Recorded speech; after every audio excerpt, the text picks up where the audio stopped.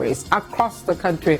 We're going to give you all you need to know, bring you up to speed on everything that is happening across the country on this election. To this afternoon, as we move to the second part of this coverage, I'm going to be doing this with two gentlemen. They're going to help me analyze what is happening so far. We'll bring you on the latest on this, and hopefully by the time we are through with this segment, the results will start trickling in, and we'll give you the results as well. But let me introduce the two gentlemen today, and then we'll take it off from there. I have Bernard Avle. He is the general manager here at Citi FM and Citi TV, and Monday to Friday hosts the breakfast show on radio. Bernard, welcome. Thank you, Vivian. I also have with me Fortune Alimi. He is the executive editor of the Daily Guide Network, DGN. Fortune, welcome. Thank you very much. Good to have you. Thank you. This is your first time coming on our TV set, right? Very well. Very right, well. Good. So, two great gentlemen, very versed on the issues of politics, and for that matter, this NPP elections as well. So, let's take off nicely. Let's look at this morning so far, how events have been so far. Let me just start by asking you your thoughts, initial thoughts of how the elections have gone across the country. I know you've monitored a bit, the two of you. So let me start with you, Bernard. What are your thoughts so far? Well, thank you, Vivian. I think nothing really surprising has happened. If you follow what's been happening across the country, it's generally what you expect for a primary of this magnitude, especially when the parties separated the primary of orphan constituencies from the primaries for constituencies where they have seats. So when the incumbent government separates that, it tells you that this is the real contest, because I can predict that probably about 75% of these seats, whoever wins today is probably going back into parliament, because these are their strongholds. Yeah. So it's fiercely competitive. Some of the campaigning is almost of a national level. Some of the things people are pumping in are development projects of kinds that sometimes you ask yourself, is this worth going into parliament? You've had a few skirmishes in some constituencies over the party album to use. That's also not surprising, because you notice that at the end of the day, the album is what determines who votes. So if you realize that you don't have the delegates, you may want to change who they are so that the voting can come on your side. So that's not surprising at all. Coverage across the country generally going well. So for me, I'll say this is not surprising at all. It's when the counting starts and the numbers start coming in that we'll start seeing the surprises. But in terms of the conduct and based on what we monitor so far, I think it's been largely fine. Okay, Fortune, you share the same views? I think I do. I do largely, because by now I'm sure all the constituencies or all the voting centers, they might have closed. If they haven't, maybe some few instances where maybe they might have started late. But from the arrangement they put in place, everybody's supposed to have voted by now. This country should have started by now. But let's see what will happen. As Bernard said, the stakes are very high. The stakes are very high in the sense that whoever wins knows that at least there stands a chance of maybe 70 to 80% to be in parliament. Okay. So that is why everybody, whatever they put in place, I mean, whatever resources they have in their arsenals, they are deploying the resources so that they can get the ticket. The moment you get it, if you are in a very comfortable constituency, the moment you get a ticket, you know that you are in parliament. Because whether you, in some constituencies, as they used to say, whether when you put maybe the NPP color there, people will line up. Put there, you win. People will line up and vote. So that is why you can expect some agitation going on, and election like this, the issue is about register. You can hear people fighting over register. And if you have done your homework well, right from the beginning, because the same register they are fighting over today is what they used to put in place the current constituency executives. So if you have that register, and they haven't done any other election after the last election of electing constituency executives. So if people are fighting over the register, how did they change it? How did we have to look into that, because we are seeing some big wigs complaining about the album and all that. You know, those who are crying, they want to smuggle in some names. But how does this album thing work? What's the dynamics around it? How is it put together? How does it go in transition? Who is in charge? All that. The album, they start when the putting out the album, it starts from day one. Okay. When they start the process of electing polling station executives, 5 polling station executives. So let's say in the constituency of, let's say, 600 polling stations. So you are supposed to elect 5. Okay. And all the 5 are eligible to vote. Plus council of elders, constituency executives. So you use the album to elect the constituency executives. So from the constituency executives, you come to the MP. Even though you're going to elect national officers, but you don't use, not all the constituency polling station executive participate, but the polling station executive, they elect the constituency executives. Okay. So the constituency executive plus the polling station executive, they are going to elect parliamentary candidates when the time comes for electing candidates. So the album is being put in place from the onset of the electoral process at the constituency level. So you know the names, you have the names. So if you're an aspiring MP, that is when you start the work. You start the work from when they are putting the album together. Now the album are individuals. They are not ghosts. They are polling station executive, constituency executive, council of elders in the constituency. You know. So you know the people, so you could have targeted them. But you see, this is what happens. From what point you say you have 16 constituency executives. Now let's assume you have 100 polling stations in a constituency. There are about 5 or so polling station executives times 500. Now, typically, to win a parliamentary candidature, you need to ensure that those who win the constituency executive are on your side, because between the party chairman at the constituency and the secretary, they put together that album. They, for example, if I'm the party chairman for Medina, for NDC or NPP, or the secretary, the 2 of us and our executive put the list together. Now, the place where the contention comes up is we have 100 polling stations, and there are 5 people each. Okay, now, if the secretary supports me, and the chairman supports Fortune, secretary comes and says, you, Vivian, even though you are at Firestone Junction polling station, because you don't like me, I'll change your name and put my sister's name there as the women organizer for that polling station. Okay. Do you understand what I'm saying? Yeah. So typically, people are able to predict who can win an election on the basis of, if Bernard is your guy, he's the secretary. Fortune is your guy, he's the chairman. When they bring that list and submit it to the national executive, that list is they that submitted. They know the people there. So what the constituencies that you have challenges are where you have a secretary and a chairman not on the same Divided. side. So for example, look at what happened at Katie Hamon's constituency. Yes. The secretary was on one person's perceived side, the chairman was on another person's perceived side.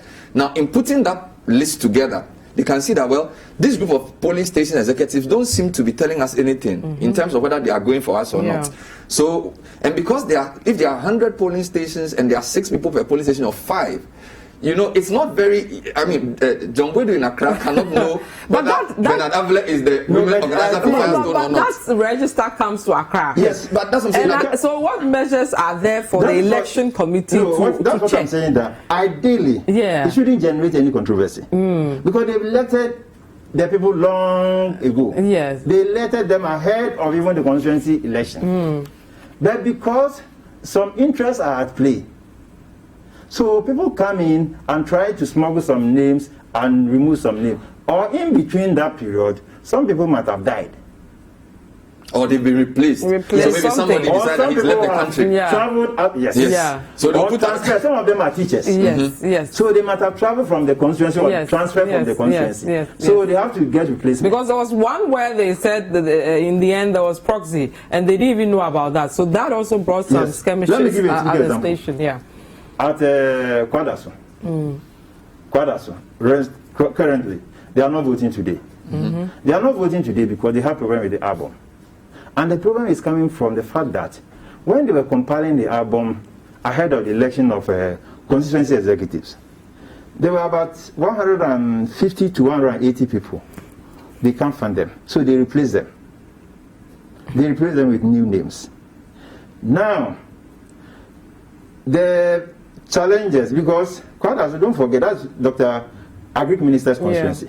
And he was removed by Dr. Samuel Nyama. He came from London and won. That's also Hida's constituency. You know, Hida Ado, controversial Hida Ado, if I may use that word. So, after they compile the list, they are saying that the people they replace, they are now available. So they have to come back. They should bring them back. They should be brought back. And that is where the problem is. And the man who, the incumbent MP said, no, if people have voted on their behalf, why are you bringing them back? And ideally, they are not going to bring them, they are only going to substitute the names. That's what is going to happen. Wow. So once you change the name on the register, because it's a question of being assured before the voting. Because if you've pledged, look, if I know you're on my side, and your name is on a register and is submitted, I can count you as one of my votes. But don't they get, the aspirants, don't they get to see the register before the day of the election? Isn't that something in an ideal situation, they do. But you see, if you have 600 names, some people can smuggle. So there's somebody called Kofi Chun Niama, and there's Kofi Niama Chun. Okay. Some people can be very clever like and that play around and replace some of the names. Look, the politicians know very well how this thing works. So when they are shouting at the rooftop that there's something going wrong, they know what they are talking about. Okay. That doesn't mean that they are being cheated. It just means that there are points of Vivian. The register is the last card to determine who's going to win. So usually when there's desperation, the register becomes the issue. In constituencies where you realize that somebody is sure to win, that doesn't really happen. Or constituencies where we are all very clear in our minds to play it fair, that typically doesn't happen. But when you realize somebody has more resources, somebody is bringing in new money, and you can't really compete, you feel that maybe if I switch the register, if I get some of my people in there, it can change the fortunes. That's why you are seeing this in complicated constituencies. And that is why the register is also a national issue. Okay. I'm going to take you to the Ashanti region where the register matter is still a problem there. If I can, I'll go to Bantama first and then we'll go to Adansi. But let me start with Bantama because the incumbent MP clearly not happy with what is going on with the register. So let's see what happened there earlier in the day and then we'll look at it.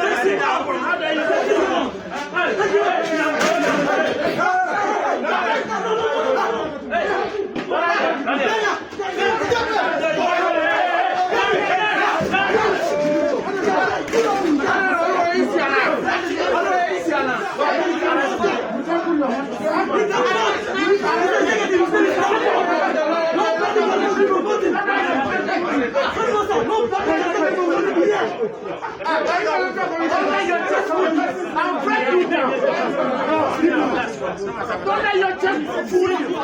Don't let your chest fool you. Hey, I'm pregnant. Daniel.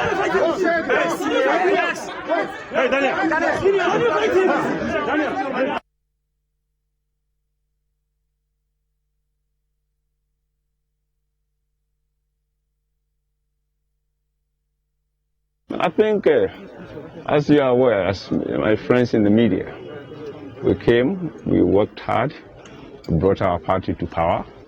We've done very well in Parliament. We've done very well in the constituency. Internationally, we have done what we have to do for Ghana. We are only hoping and believing that the people of Bantama constituency will at least appreciate what we have done. But don't forget, the decision is the decision of the people. And I will stand by whatever decision they make. Meaning that if the people of Bantama constituency said, Daniel, Honorable, you serve us one term, we want to change, come on. Life goes on. But otherwise, expect to win. And then that means that we have opportunity to be stable in Parliament, to continue what we have started, and altogether, we win for NPP. Regardless of that, I don't see this to be a major issue. I think the big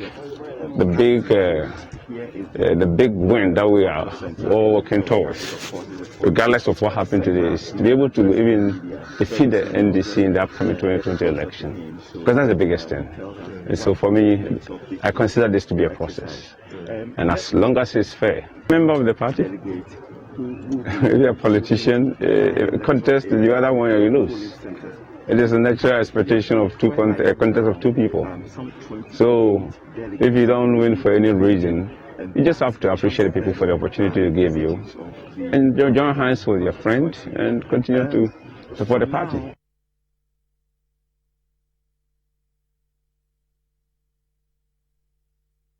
Well, this is the third polling station that I've had opportunity to visit, and so far the process is calm and is orderly, and everything is going according to plan. So hopefully, if it's going to go in the same direction, then I can predict a very smooth, calm, and peaceful election process. Just a short while ago, there were trading of fisticuffs over NI voting. I wasn't here, unfortunately. I can't comment on that. So that footage or that voice, if you're listening to us via radio, coming to us from Bantama, gentlemen, I'll allow you to comment in a bit, but I want us to go to Asenso-Boakye and look at what happened there, and then we'll speak to our correspondent who is stationed there, and then I'll let you guys comment on these two constituencies. So if we're ready, let's go to Asenso-Boakye.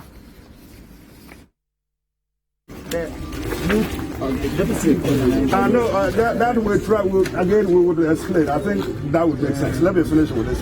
The reason why he's saying this is this. When we went in there, there's a guy with Kwabenya who is Achemu or something. Achemu was supposed to be illegally appointed, an appointee. So in Accra, they were all there. Sorry, in the press, all of them. He was moved away from there to go back to be whatever he was at the time before he was illegally appointed. Somebody in his stead was placed, which is secretary also. What I see now is that they kept him as a delegate from Krowor, and then you've also maintained him as a delegate at the constituency level. So in this case, I don't have that issue. He can vote there as a delegate there and not vote here. And then whoever originally was brought there, I think he understands this. Also secretary would then vote here. That resolves it. So that I don't think there's an issue. But one person can vote. So it's sensible. I mean, so he can vote too. So that is concluded. No, apart from that, I'm not allowing those of the Council of Elders and Council. That's why I'm here myself. So why are we making all this noise? So if you don't worry, don't raise issues which are not issues. Please, let's calm down. These are not issues. How would this list vote? Is it possible? They won't vote. So no, calm down. Based on what he said, no. Other people are explaining this, so he would understand it. That is fine. The other, yeah, you were there. So I don't know any problem with that. You also know that there are people who have left, who are dead, and whatever their names are there. They are not voting. You know that. We have been given the. But the list, but we are here to tell you this person. Everybody who is dead, we all know who is dead. We all know. Fine. But if you say this is what you are giving, no, listen. You said this is what you are giving. If you have anything, you should talk to your mother. It's everybody knows what I'm saying is true. Every Accra is ringing. You are telling me it is here. This is the one. They've called you. They've spoken to the representative. They've not called me, sir. They've not called me. I take orders from my regional director. If you can get together. I don't know what to do. We won't go. If I'm lying, people will be shouting. They all know what I'm saying is true. Accra keeps on bringing me the list. That this is it. They just said that they've spoken to Kumasi, they've spoken to everybody, except who should know. There's not much I can do. She said if I print this for her, she doesn't take instructions rightly from me. I mean, it's all about this. But we would not vote without this. So the Honourable Katie Hammond raising concerns with the voters, the album over there at Asenso-Boakye. Now, earlier, that election was put on hold. Have they started voting? Let's go there and speak to our correspondent, Edward Oponmafo, to give us details of that. Edward, good afternoon, if you can hear me. Yeah, good afternoon, Vivian. I can hear you. Okay. Have elections started in that constituencies following that skirmishes earlier? Yeah, so Vivian, what happened here at Asenso-Boakye is that there are 28 polling centers here in the constituency. And so the process for 27 of the polling centers, they started with their voting shortly after 7 a.m.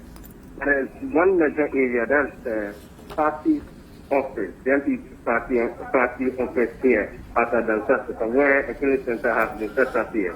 That's why issues were raised.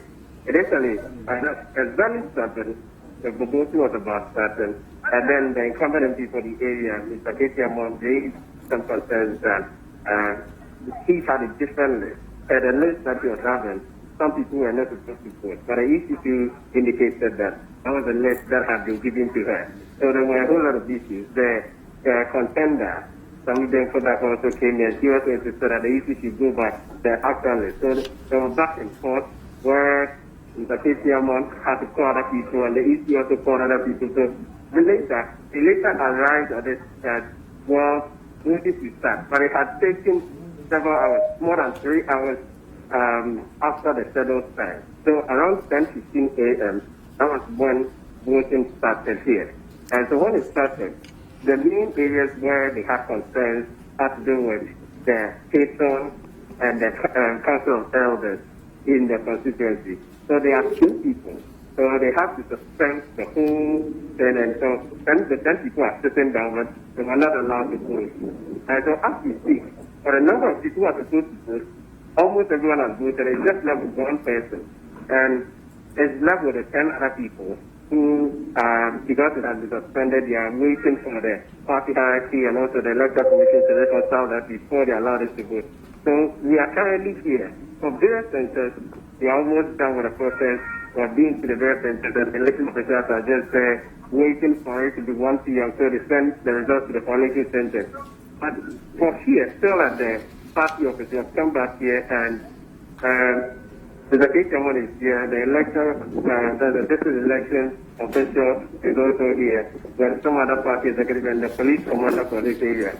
And we are still trying to find a way around it, because the Kwabianya is saying that for 10 people, we feel it should be connected and they should be allowed to vote. So that is still the main issue.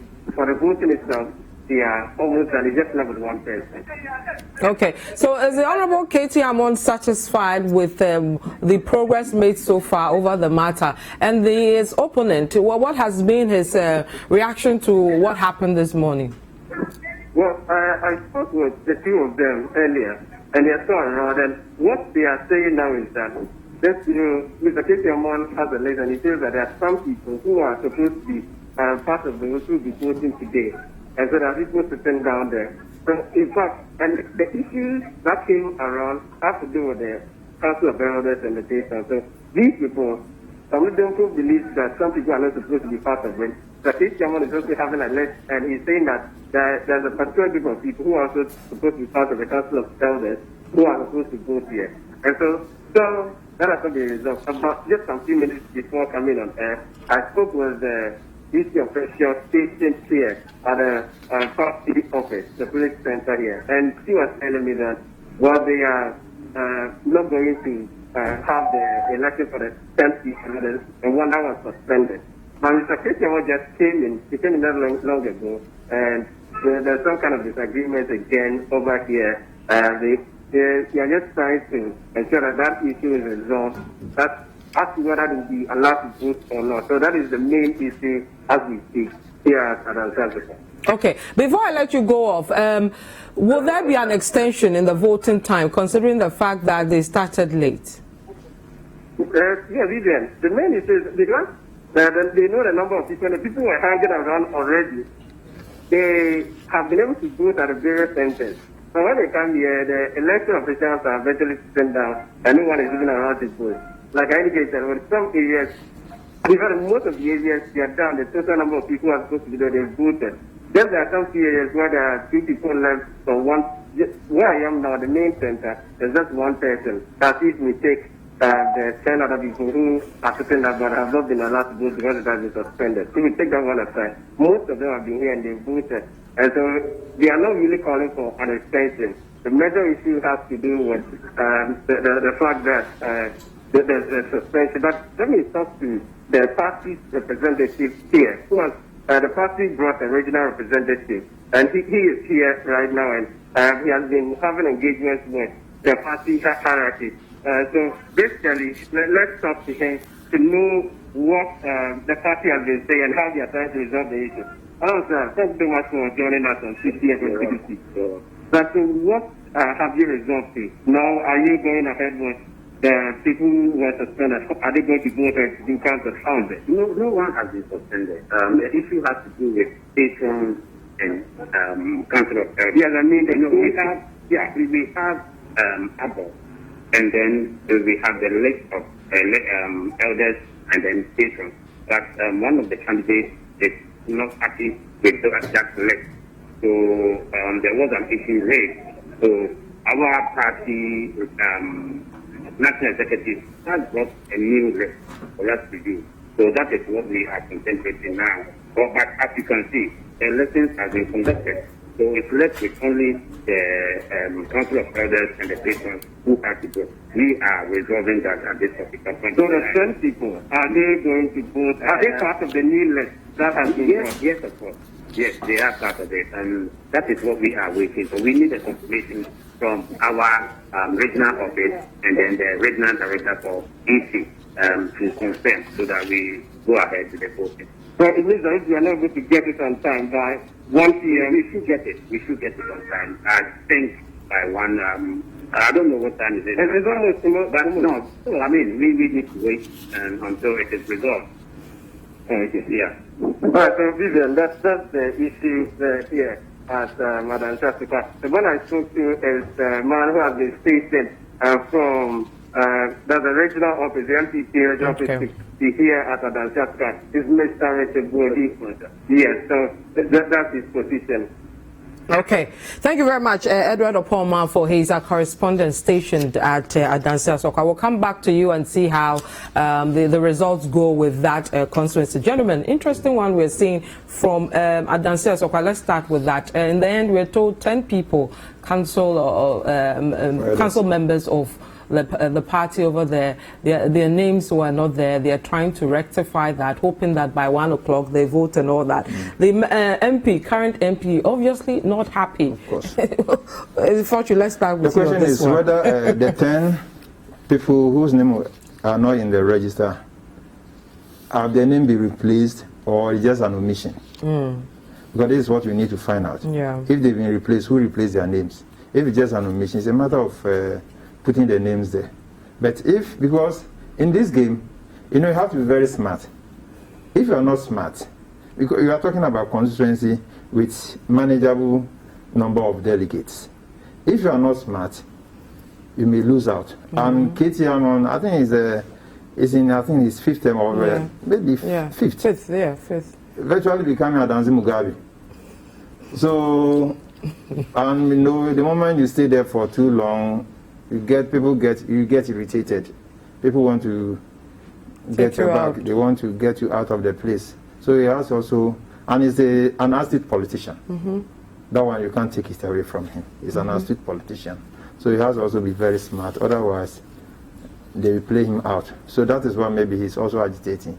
But as I said, the question is whether the 10 names that are not there, whether people have been replaced or they've been replaced with different people or just an omission. If it's an omission, then just put their names there and get on with your life.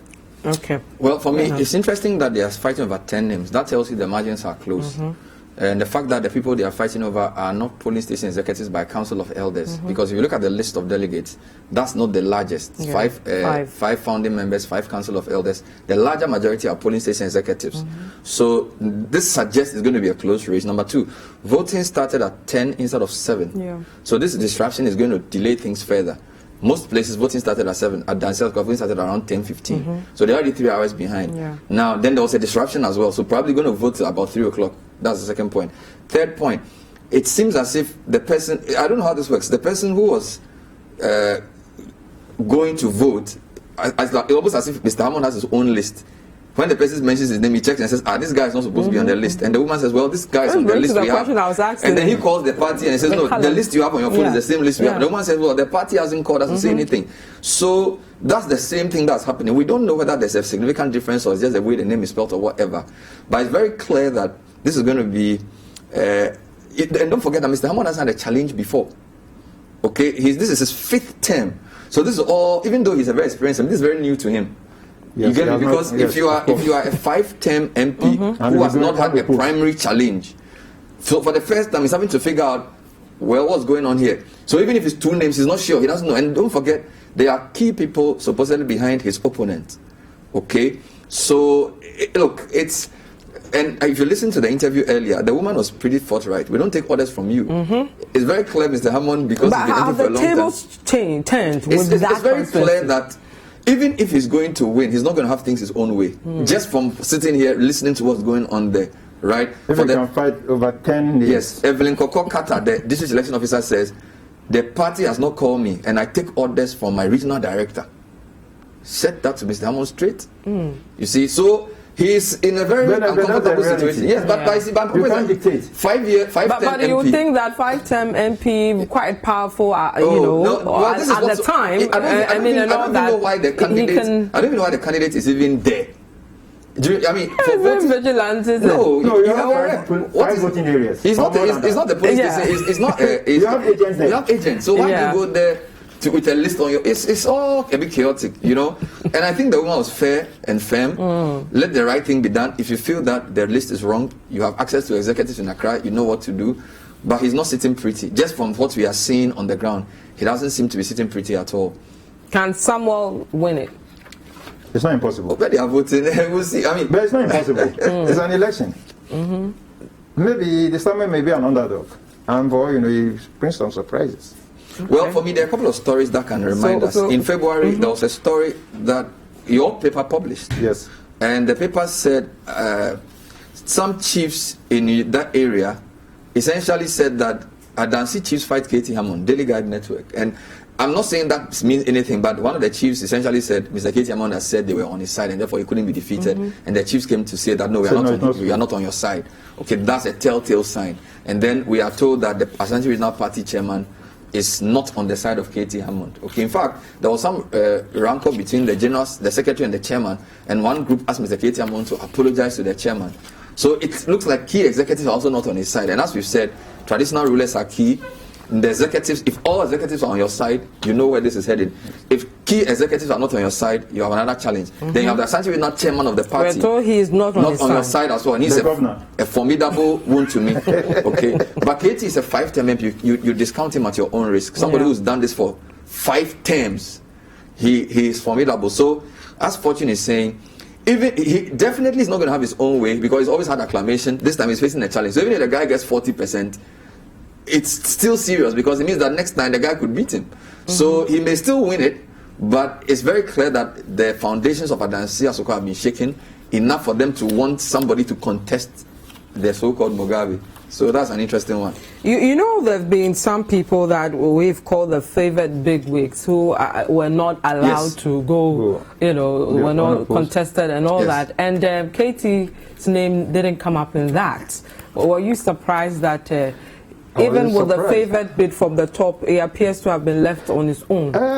It's not about being favored. Maybe he's been there all along, he's been going unopposed. The last election, his opponent was disqualified. It created a lot of problem there. Even to the extent that the guy wanted to go independent. And most instances, if you don't manage it well, they look at the situation before they say, okay, we are giving you free hand to go unopposed. If the dynamics on the ground and you cannot talk to the opponents, it depends on if the opponents are not accepting it, or they look at the strength of the opponent. If the opponent is very strong, that can cause problem. Because if the opponent decides to go on independent, it can take a lot of votes from the party. And you know what happened in 2008. For the first time in MPP's history, people stood as independent. And the likes of Shaba, Joe Weiss. And another, I think 3 people. And they all won as independent. There was one at Woolensey. I think the man is dead now. He also went independent and he won. Not only region for the first time. He was an MPP man. But he stood independent and he won. He's dead now.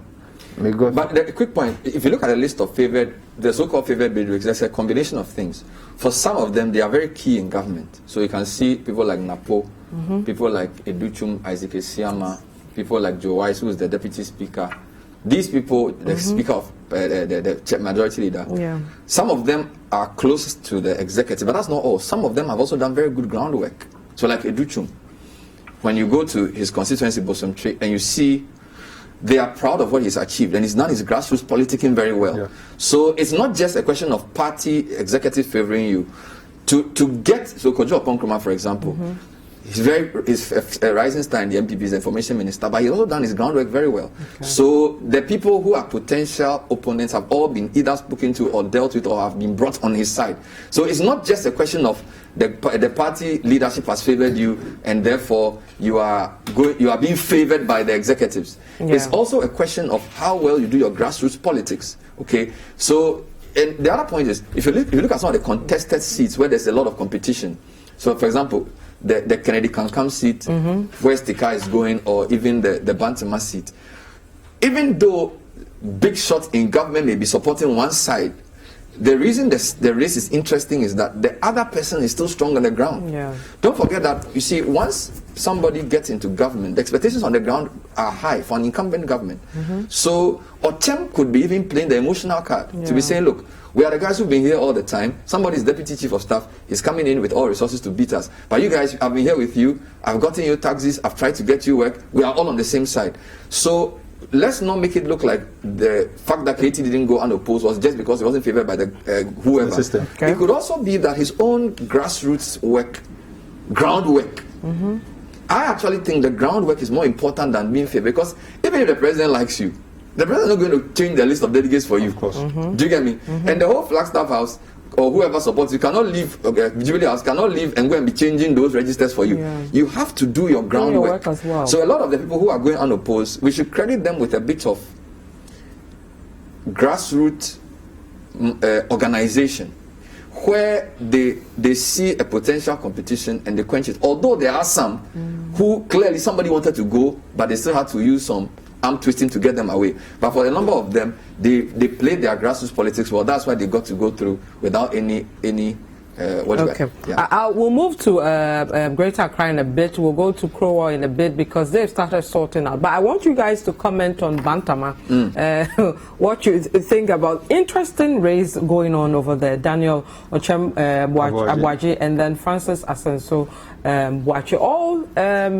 you know, young guys climbing nicely in politics. I think Ochim might have miscalculated the whole game. Okay. Because Ochim removed Kokofu. Kokofu was one time MP. Kokofu succeeded Cecilia Dapa. And Kokofu contested with Asensu. Kokofu contested with Asensu. He won. He was constituency chairman then. Okay. So he won. Then he was in parliament for one term. Ochim came. On the day of the voting, he lined up cars, vehicles. Each car for electoral areas. Wasn't it work and pay? But they did not at that time. You know, I'm going to give this car to each electoral area. Use it to run the electoral area. And they fell for it. Because they've been with Kokofu, the party was in opposition. They've been maybe Kokofu didn't have deep pockets. You had come with cars lining up, flashy cars. They fell for it and they accepted it. When then Asensu moved to Jubilee House as deputy chief of staff, he started donating items, uniforms, ambulances, and he was there supporting him, not knowing that he was digging his own grave. Because I saw it, that this guy is coming back. Asensu was coming back. He was lending the support to him to share the goodies. Yes, taking it that, oh, my party is in power. So you are supporting the constituency, Not knowing that, at the end of the day, the guy will take the credit that, yes, I brought it, I facilitated it. You have an MP, but me, I facilitated it. I'm not an MP, but I use my own contacts, my connection to bring the development. And that is what has happened. Now he's crying. Is he out? Clearly, I mean, if you see what is happening, for me, I always have, when you cover primaries, the person who complains the loudest on voting day tells you that something is going down. So you know, when they interviewed Asenso, he says everything is going according to plan. So which means that all their calculations are working. Look at Samuel George versus E.T. Mensah. Usually, the person who starts agitating that something is happening and going wrong means that his plan is not going according to schedule, and therefore he's losing.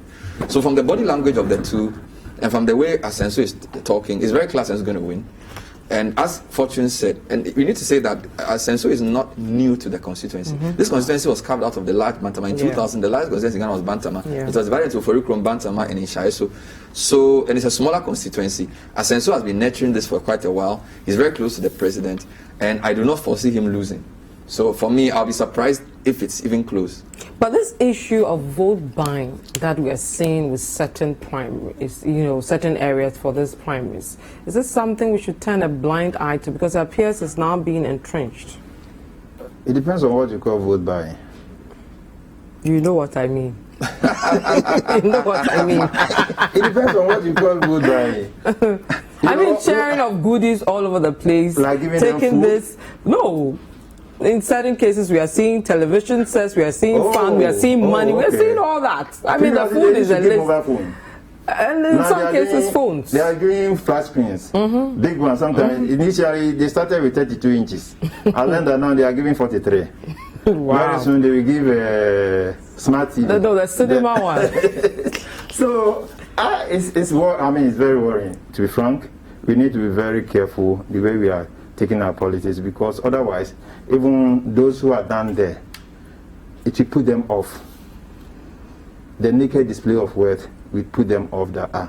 After all, everybody is crying that there's nothing in Parliament. But look at the amount of resources, the amount of money they are spending in order to just get on a ticket. Which in some instances is not even sure, you are not even sure you are going to win the main election. And look at the amount of money they are displaying, they are spending just to win a ticket. It's very worrying. So we need to be very. Otherwise, if you put the ordinary voter off, that is why some of them will say, after all, if you go and vote, you're only voting for you to go and enrich yourself. I don't think it doesn't put any good. Well, I think the parties know what to do. You know, the larger the electoral college, the less possible it is to buy votes. If you have just 600 people, you can line them up, keep them in a hotel, give them rice, give them flat screens, and win. If you have 30,000 people voting, it's less likely you can do this.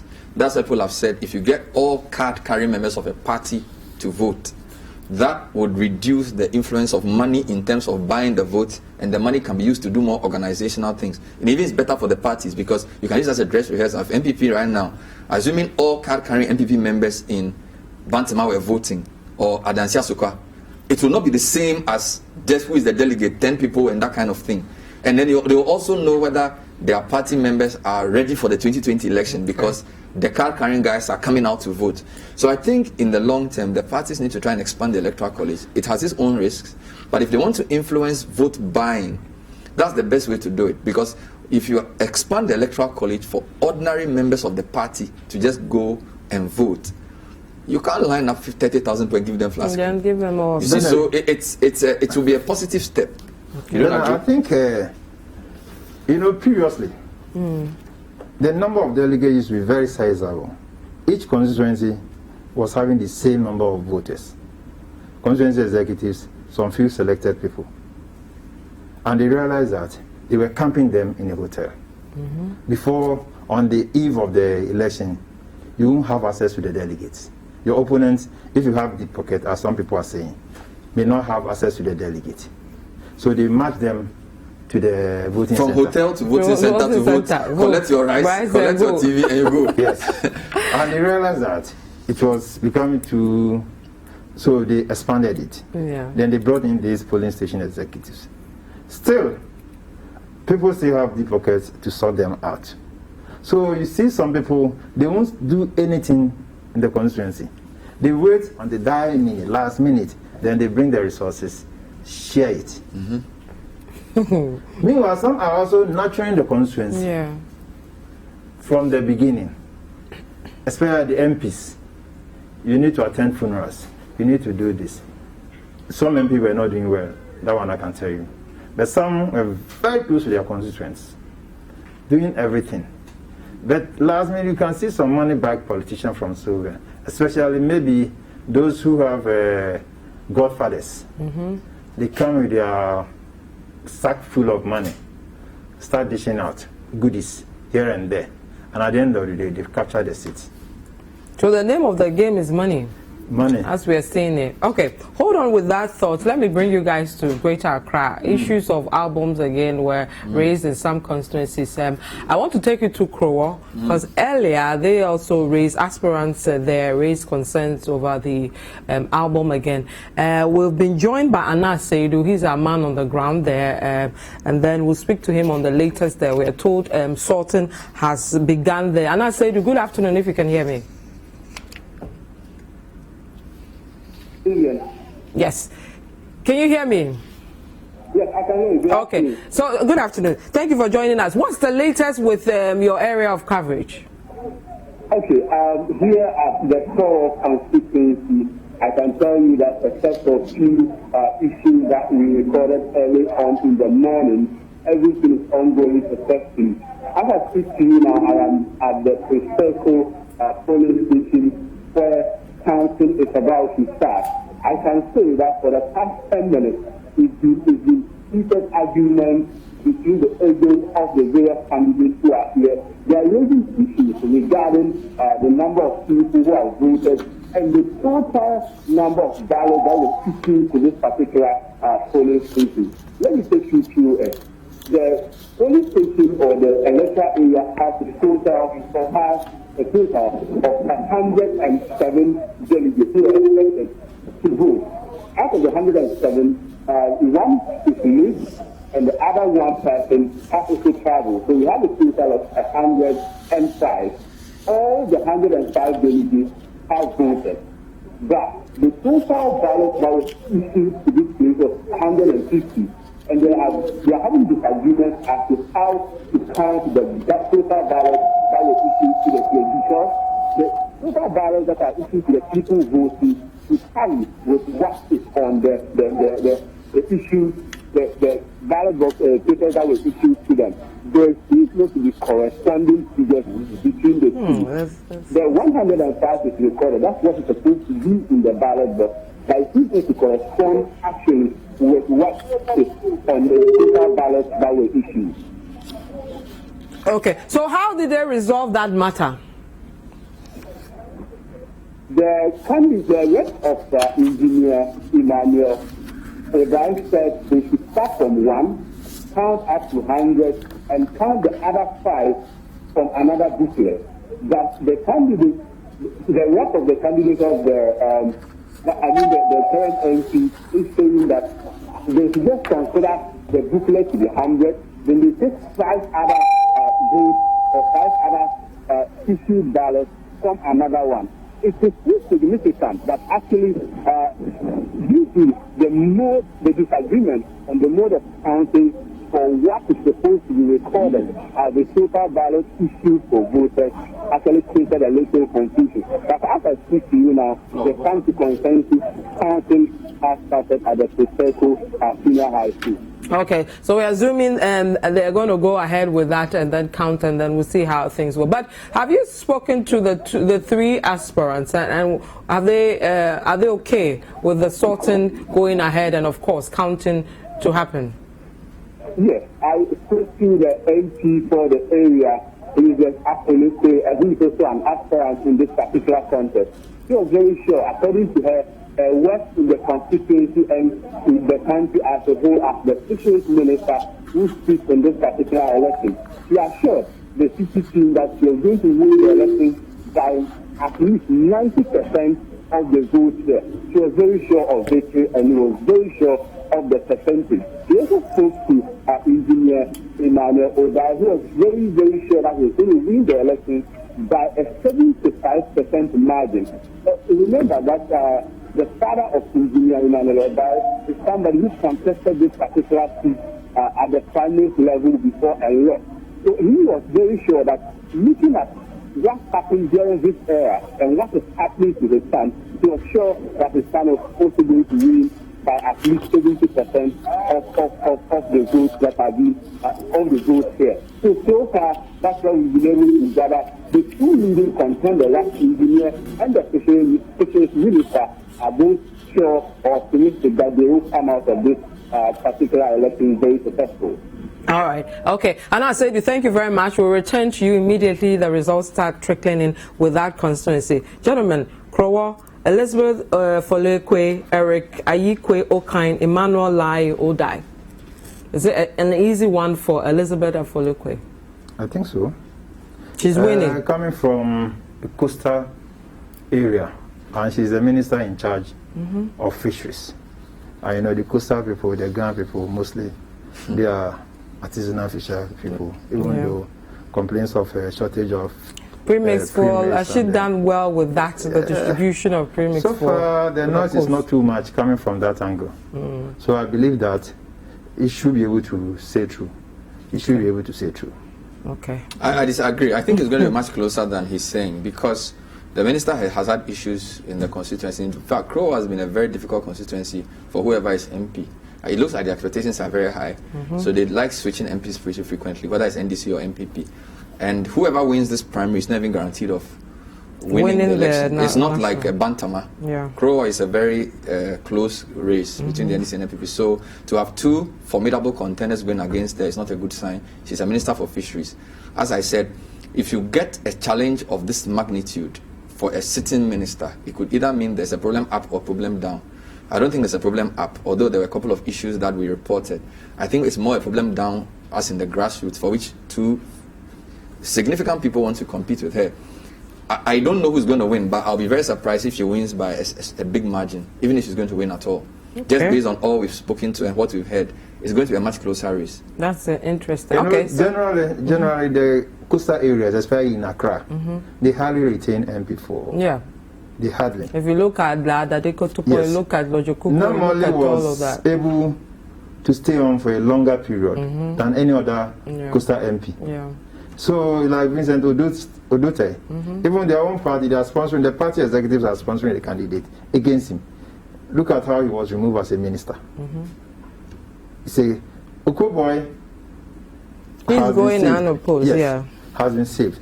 But as to whether he can win the main election, we should get there. Okay, we'll look at that when we come to the election proper. But let me take you guys to Okaikoi South and see what happened there earlier in the day. Okaikoi South.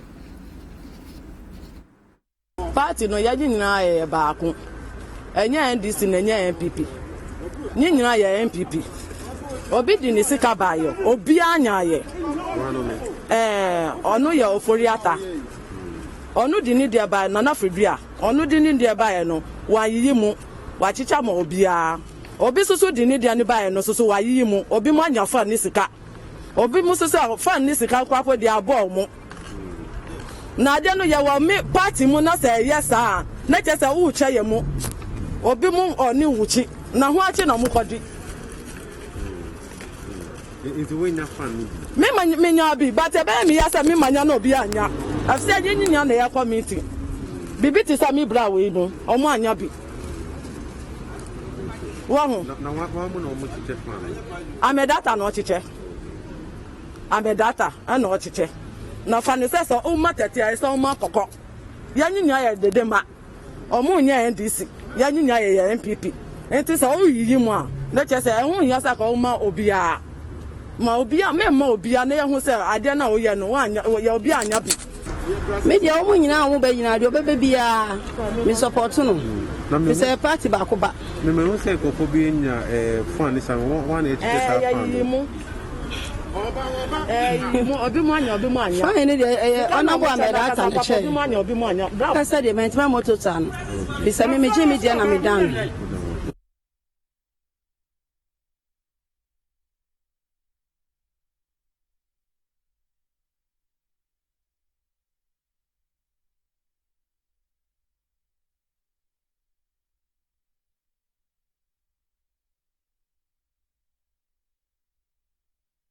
So guys, that's the Okaikoi South, and 3 main contenders there. Ahmed Arthur, who Bernard feels he's likely to win. Then we have Dakwa Newman, and then we have Nana Fredwa Ajiman Oforiatta. You gave your predictions as well, Fortune, or you didn't? I haven't given. It's. You want to hold? I don't want to stick my neck because I know that Ahmed Arthur is a bit handicapped. Okay. It's handicapped in the sense that he's a sitting MP. He's not a minister. His father doesn't work at the Flagstaff House or Jubilee House. He has no connection to the higher places. So that is where his handicap is coming from. You look at Bantama and Nima. She's from Krowor. The father is a director of research at the presidency. Yeah. Very close friend of the president, indeed. You have Nana Fredua. Her mother works with the first lady. Well connected. So you have Nana Fredua. But we need to say that she has her own competence as well. If you look at her educational background and where she's coming from, it will not be fair to just frame her on the basis of. I agree. But I understand your point. I'm just saying that apart from what her mother and her father are, as a person and based on her educational qualification and everything else, she's also. I'm not saying she's not qualified. Good. I'm just making that point. Background information. No, we are enjoying it. Go ahead. Go ahead. Okay, so Nana Fredua. I thought Nana Fredua votes at Chibi. Or go to the Chibi side. Yeah. Voting in Accra, Nami, he's contesting in Accra. How long? I thought his vote is in the Eastern region because he was vice chairman in Eastern region. Okay. At the point, he was a vice chairman in the Media Sparse executive. So I don't know. Maybe if it looks at who is going to compete with, that's a losing game. But if you have been voting in TV, just bid your time. Atacha will not be there forever. You know. So moving to Accra, I don't know. Let's see what will happen. Well, my prediction was. I think Ahmed Arthur, looking at the situation, he may set through. Maybe he may just bring in between the two strong. That was my prediction. Yes. Okay. That because if it was just Dakwa, and I actually would not be surprised if Dakwa wins, but I feel that, you see, if you look at what's his name, Nana Fredua has been making some inroads, which I think will affect Dakwa and Newman's chances, because I think they will have the same type of delegates. So you feel that they are sharing that? Yes, I think that because Ahmed Arthur is a strong grassroots person, and for many years he's had Nana Kumia's support, who's a strong person in Okaikoi South. So, and Ahmed Arthur has done politics very well for a long time in that area, right? He was an assemblyman. Good. So he knows grassroots politics. Now, anytime you are competing against a grassroots person, see, a grassroots person is somebody who started from the ground, knows the people, they act with him, is their friend. Yeah. So even though he may not have a lot of money, the people have long-term relationships with them. So if you are coming in, and he can also use a message to say, look, here are people who are coming in, we have fought for power, and they are coming to take the power from us. That's why I feel that if the people, that's why we are not even sure whether the people we mention are all behind Dakwa and because if somebody really wants to remove Ahmed Arthur, there's no reason why you have both Nana Fredua and Dakwa going against him. Do you understand? So unless everybody has made up their mind, they're going to give it a shot to see, and we are making a wrong assumption that the type of voters who vote for Dakwa are the same type of voters who vote for Fredua. I think it's a straight fight between Ahmed Arthur and Dakwa Newman. Okay. This is how I see it. Okay. When you go to the constituency, the two are very visible. Dakwa and Fredua. And Ahmed. They are very visible. But it don't also rule out Nana Fredua. Because I have spoken to some people, they say where they are from Nana. If you listen to the woman, the sentiment of the woman who said Ahmed Arthur was sharing fun, but some didn't get. But she got. She got. She said the same person who gave birth to Dede is the same person who gave birth to She got money from Nana Fredua. Yes. And Nana Fredua money was spread across. So meaning that you can easily predict where she's voting. Yeah. Yeah. Okay. I want us to go there again and speak to a man on the ground there, Ni Ama. He's been covering that. He brought us the story on the sharing of funds and money and all that. Niama, if you can hear me, welcome. Thank you, Vivian. Okay. What is the latest? What can you tell us with this constituency? How are things panning out there? Well, so I have been at 3 polling stations, and I'm currently at the last one. That is Abeno, where you heard the ladies there talking about the kind of engagement that they have received earlier today. And voting just ended, and the counting has also ended. And I can tell you that out of the 111 delegates that were registered at this station, 68 of them have voted for Dakwa Nima, leaving Ahmed Asa with only 78 and Fidria with only 3 votes at his speech. And Nyama, I can't hear you. Hello, Nyama. I can't hear you properly. If you can position yourself and go through the results again and speak up, I'll be very grateful. So you're saying out of, if I heard you right, 111 delegates. Is that what you said? Indeed, out of 111 delegates. Okay. Dakwa Newman has been able to garner for herself 68. Okay. Ahmed Asa has 38. Okay. And Fidria has 3. 3, okay. 3, yes. And from the information that we are picking up from the other, there are 8 electoral areas in this constituency that are participating in today's exercise. Plus the last or voting center that is at the party headquarters. So far 9 voting stations is what we are using in this constituency. And we are understanding that others, as of now, have also come in and they've all voted overwhelmingly. Did you say that 9, Nyama, hang on, 9 electoral areas, and how many have completed? If you can go through that again. Your line is a bit, or your voice is a bit muffled. Very well. So I'm saying that there are 8 polling stations, okay, or 8 electoral areas rather, in this constituency. Today, the voting is going on in all 8, plus an extra voting center, which is the constituency office in Bubuasi. Just after the counting went on here, we are picking up information that the Dakwa has also won in 3 other electoral areas. Okay. In addition to, so far, out of the 9 stations that we are working with today, we are taking 4 out of the 9. Okay, so Dakwa has won, from what you have on the ground, 4 of these 9 electoral areas as we speak. And in one in particular, she polled 68, and that was 111 delegates, and Fredwa 3 and Ahmed Asa 38. How long do you think will end and get the results for this particular constituency by what you're picking up on the ground? Listen, can you come again? I'm saying that with what you are getting so far, 4 areas confirmed results. How long would it take to get the rest of the results with this particular constituency? Listen, I doubt it will take up to an hour. Okay. Looking at how quick the results are coming in. I've also just reached the results for Bubuasi, which is another electoral area in this constituency. So Bubuasi, Dakwa comes in with 45 votes. Ahmed 13 and Fidria 8. Okay. Okay, so 5, Dakwa picking 5 electoral areas out of the 9 from what you have. Yes. Okay. Yes. All so right. for all that I have seen, I'm also getting another update from Kantan, which is another electoral area here, where Dakwa has 32, Ahmed 27, and Fidria 1. Okay.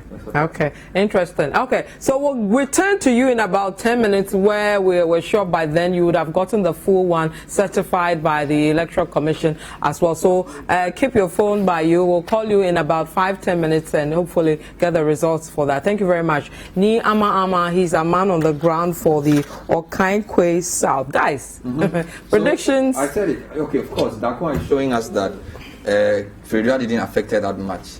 So 68, 38, 3.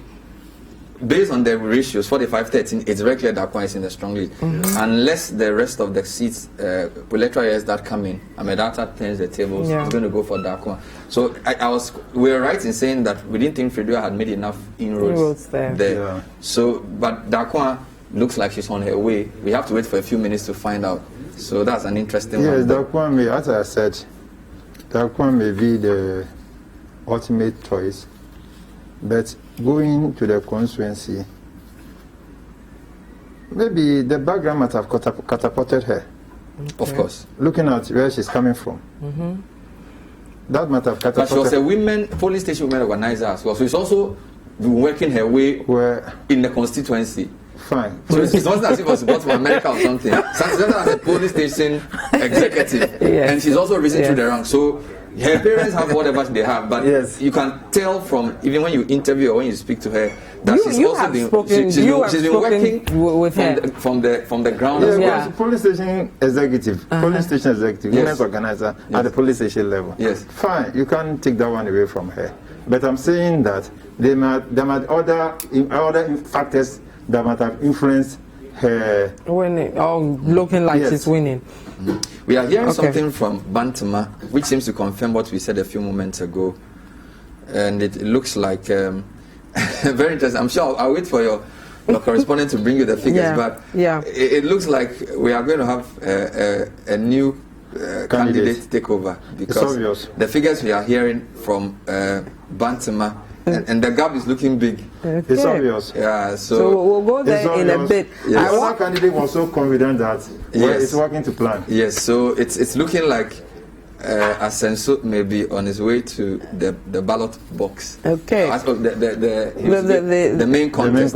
Yes, we'll wait for that result to come. And because it's now 123, a lot of results are coming in from different places. By then everybody would have finished and started counting. Okay, I want us to wrap up with Greater Accra region with Kwabenya constituency. Let me take you there and then see what happened earlier, and then we will see if we can reach out to our correspondents on the latest there. So let's go to Kwabenya and how things panned out earlier in the day. It's very simple. The protocols are being observed, and so I think that at the end of the day we'll have victory. What have been your observations so far? So far, I think that the message has sung well with my people, and they are going to give me a resounding victory. Well, we've spoken to some delegates. The number of them were saying that the dynamics and the deciding factors in this contest is your relationship with delegates. There are those who are saying that they find it difficult to assess you. There are those who are saying that you focus more on some parts of the constituencies and not other parts. What would you say to this? I strongly believe that it's just cheap propaganda. I think that I've been with my people. I dedicated 2 days in every week that they would come to my house and tell me what their problems is, and I try to help. So whoever wasn't here in the country can just come up with anything. But my people know I'm close to them. I've been with them. Every Christmas I'm with them. Every Easter I'm with them. Every Eid al-Fitr, Eid al-Adha I'm with them. And so by doing that, I know the voices of the people and the voice of God. Kwabenya, interesting race over there. Two very, should I use the word powerful young politicians over there. One powerful lady, another powerful gentleman, all from strong backgrounds. They themselves are well known, you know, risen up nicely. Bernard. Well, I've lived in that constituency for a while. It's a huge constituency, was one of the biggest with a lot of issues. I think I said my prediction, I stand by my prediction. I think Adwoa will win. Okay. Probably Okaikoi will do better than he did the previous time, but I think Adwoa is still strong on the ground. She's visible, and they know her.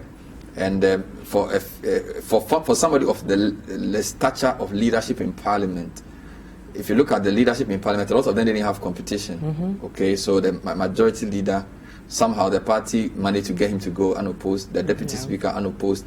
She's the deputy majority leader. She's a minister as well, and this will be her third term. She's been in Parliament for 2 terms. So clearly one of the most important women in the NPP.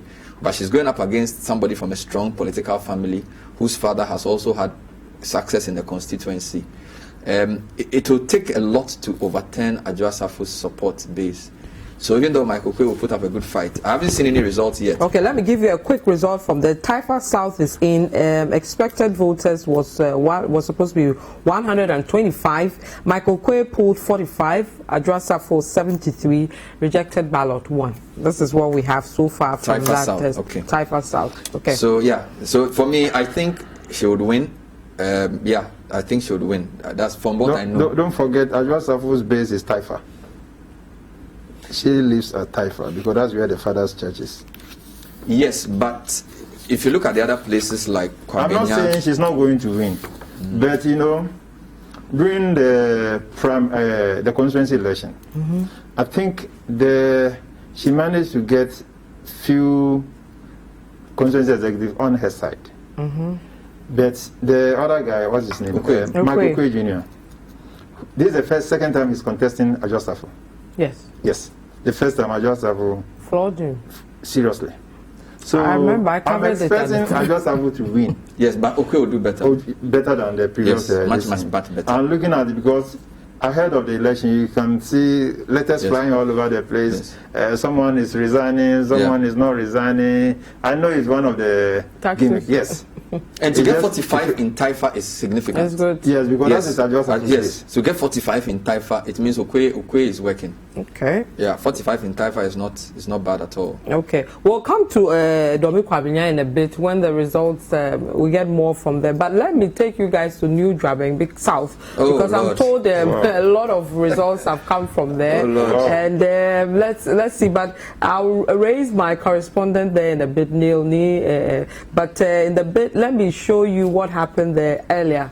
And then Nee comes and gives us some of the results. That's a severe one. Yes, sir. Has commenced in all the 27 constituencies in the eastern region as we speak, and it has taken off. We went around to monitor most of the centers, and I can tell you on authority and for a fact that everything is under control. Everywhere we go, everything is very peaceful. We are even amazed about the comportment of the electorates, and we are happy with the turn of events for now. I will accept it, no matter how it goes, because you know we've worked very hard and we know that God will reward us. We are trusting God. Thank you. What are you telling your supporters? Well, they should be calm because the elections is not over yet. We are praying that we'll count the ballots, and after that we'll see who wins the elections. For now, we don't know. We're just waiting. So we still stay with that constituency because we have our correspondent Neil Kanako on the line to give us some of the results that is coming in. Neil, if you can hear me, welcome. Hello, Neil. Can you hear me? Hello. Yes. Neil, what are some of the results you have from this constituency? If you can move away from the noise. Hello. Yes, I can hear you. Can you hear me? Yeah, I can hear you. Okay. If you can give us some of the results of the electoral areas, but kindly move away from the noise. Oh, okay. So what is currently happening in the Eastern region, to be specific, is that counting, some areas are done with counting. Now, some of the results have started trickling in, and then I'm reliably informed that when you go to the Akemoda constituency, where the Honorable William Kwabenya, that is the incumbent MP, it's been contested by Akwesi Akwa, that is the CEO of Community Hospital. I understand that Akwesi Akwa has unseated the member of parliament for that area, that is William Kwabenya. Now, if you can hear the hooting, the people of the vehicles here, we are currently here at the Neil, which happens to be. I have to take Neil off the line because I can hardly hear him. So we'll try and get a better sound to that. But let me just run you through some of the results coming from New Juaben South. So Beifi in the Central Market, for example, Beifi polled 8, Asibeyebwa 3, Social Welfare, Asibeyebwa 5, Beifi 11. Citizen Tete polling station, Asibeyebwa 6, Beifi 10. This one he polled 8. That's Beifi 8, Asibeyebwa 3. Old Estate West, Volta House, Asibeyebwa polled 9, Beifi 15. Turn also electoral area, Asibeyebwa 11, Beifi polled 5. That's the first one we are seeing. Asibeyebwa getting a higher number. And then Clue Town electoral area, Asibeyebwa polled 6, Beifi 10.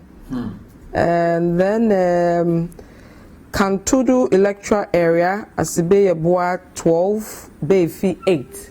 So far, what we are seeing, it looks like Befi is leading, right? We don't know the areas who, you know, if we had the number of, like Niama did, 9 electoral areas, Yes. 4 have come, this is this person's stronghold, then you can tell.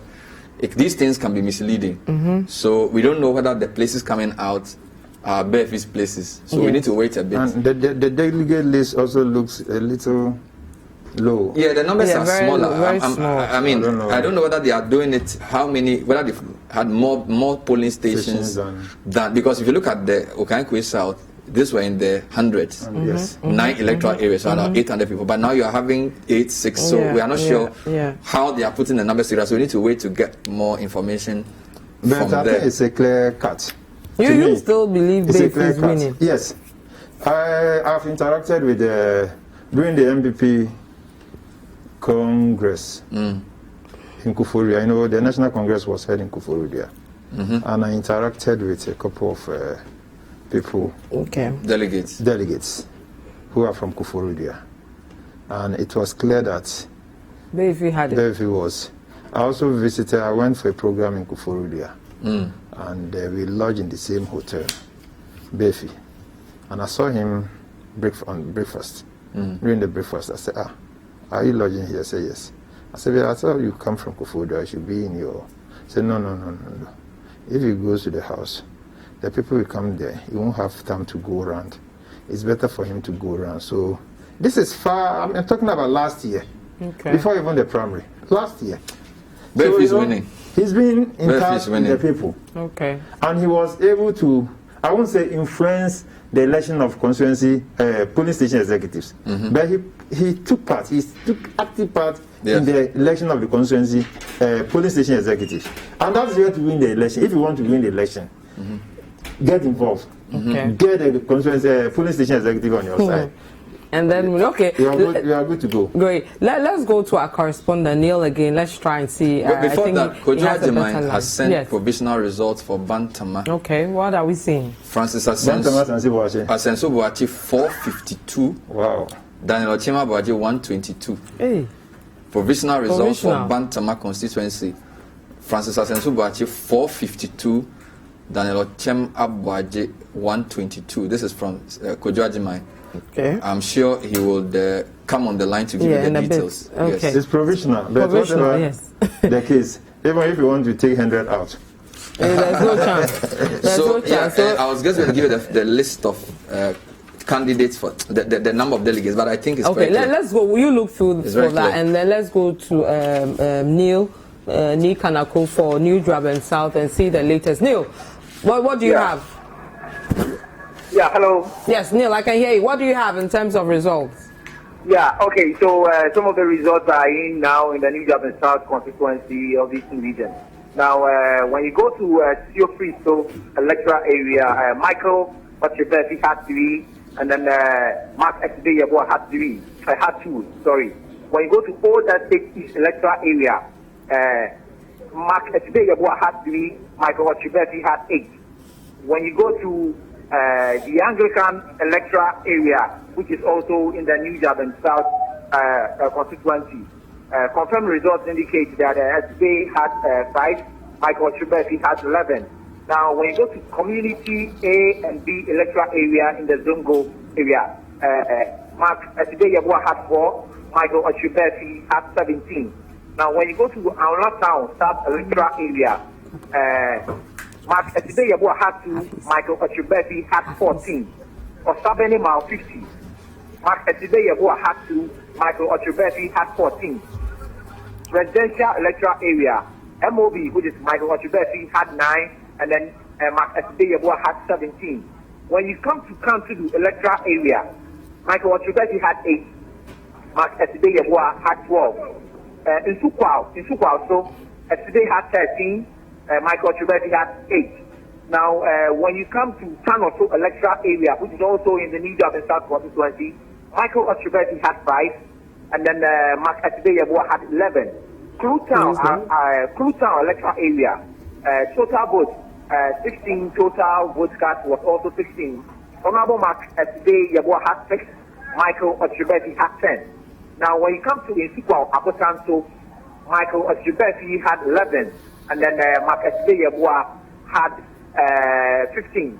So these are currently the results that are in now. So currently we are at the collation center, that is the new Juaben South Municipal Assembly, where the electoral officers and an agent are currently returning with the ballot boxes where they are going to do a final collation. But as we speak now, supporters of the CEO of the Free Zones Board are jubilating here. They are all clad in white, spraying powder, and they are jubilating now.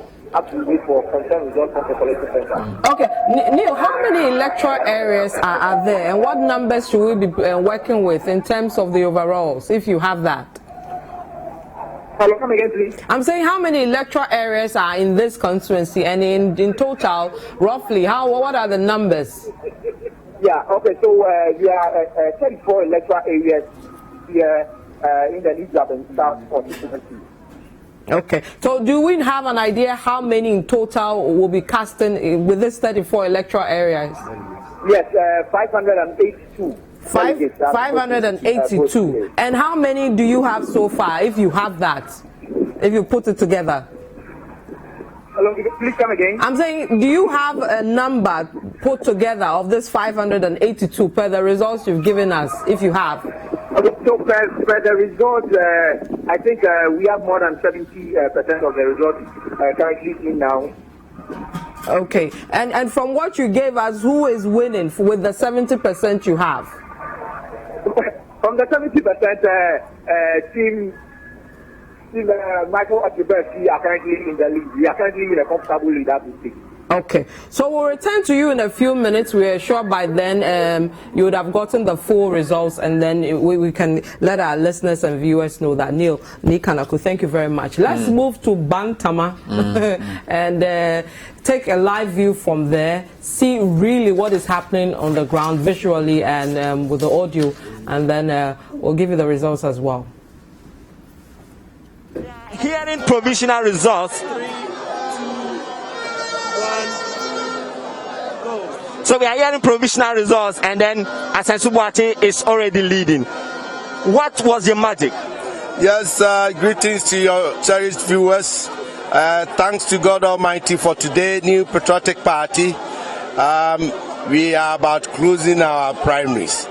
A week today, we all congregate to acclaim the President of the land, Nana Addo Dankwa Akufo-Addo, as our flag bearer, and true to his word, the certain Vice President, Dr. Mahmoud Bawumia, will be his running mate.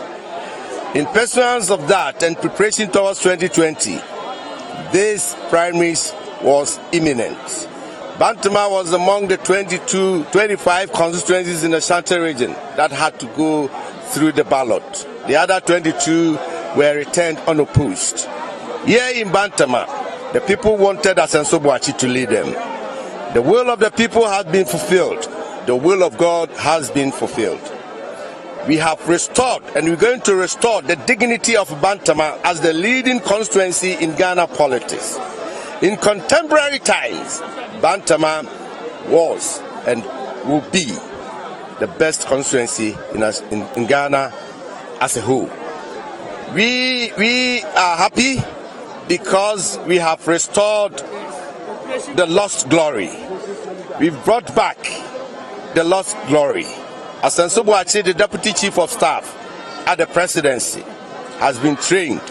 He has learned the skills of leadership, and the people have just affirmed it. Throughout this campaign, he had been talking about development, both human and infrastructure. He has been talking about the fact that we need to come together, work hard to return Nana Addo Dankwa Akufo-Addo back to government 2020 in December 7th. So it's a mission fulfilled. We are not going to rest on our oars. This exercise at best could be used as the dress rehearsal towards 2020 elections December 7th. We are poised NDC that we are ready, battle ready. Come December. Francis Asenso-Boakye and people from his camp, like you, who has played a role in getting him all this while. Like I said earlier on, It's a dress the hairs out. Victory for Asenso-Boakye means victory for Flagstaff House, victory for Jubilee House.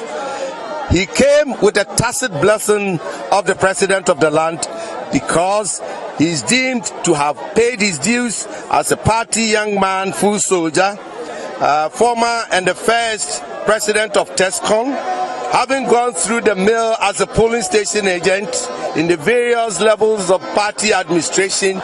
Today, the third time lucky. First time he came around, he couldn't get it. The second time he lost it to me. And I predicted that one day he will be an MP. Today, the third time lucky man is deemed to be the candidate for the famous Bantama constituency. One thing that has been on the minds of constituents in Bantama is that they need development. Bantama is a stronghold of the New Patriotic Party and they need development. What kind of development do you see that Asenso should bring to Bantama to alleviate the plight of the people here? There is human development. There is infrastructure development. In the area of human development, education, Asenso is poised to uplift the educational structures of Bantama. He is in motion. He has caused an astroturf to be built so that sports activities will be enhanced in the constituency. Other physical infrastructure that he's looking at are schools. He has already caused 2 new schools to be built. Road network rehabilitation, road network reconstruction. He has done so. Then in the area of health facilities, he has presented an ambulance, brand new, to the government hospital in the constituency, North Central Government Hospital, and other materials, PPEs, and all sorts of materials. In the area of human development, he has caused so many young men and women to be employed in the various sectors of our economy. You can talk about Bantama boys working within the BNI setup, within the foreign affairs setup, the nursing, teacher training, and all lots of things.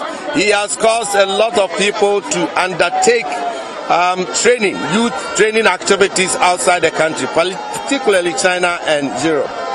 In all this, he wasn't the MP. And now that he has gotten the nod, Bantama people should expect more. We should expect more because we deserve more. We know some people are also disgruntled. What will you tell them going forward now that the primaries is over? They have no reason to be disgruntled. On the same floor, 5 years ago, 2015, I lost the primaries. I never got disgruntled. I never mixed anything that had to do with the party. I took defeat in all gentility, with maturity, and we forged ahead in unity to help the party come to power. So now, today, you've been given your own pill. Bitter pill have been forced down your throat. You've lost it. You have no reason whatsoever to feel bad. You have no reason whatsoever, no excuse to exempt yourself from activities of New Patriotic Party. Asenso-Boakye is a welcoming man. We are around advising him and trying to work with him, collaborate with him. We all have a welcoming arms. We welcome everybody. From here, you reach out to the anguished, the defeated. You call them and then you tell them, sorry bro, that is the game.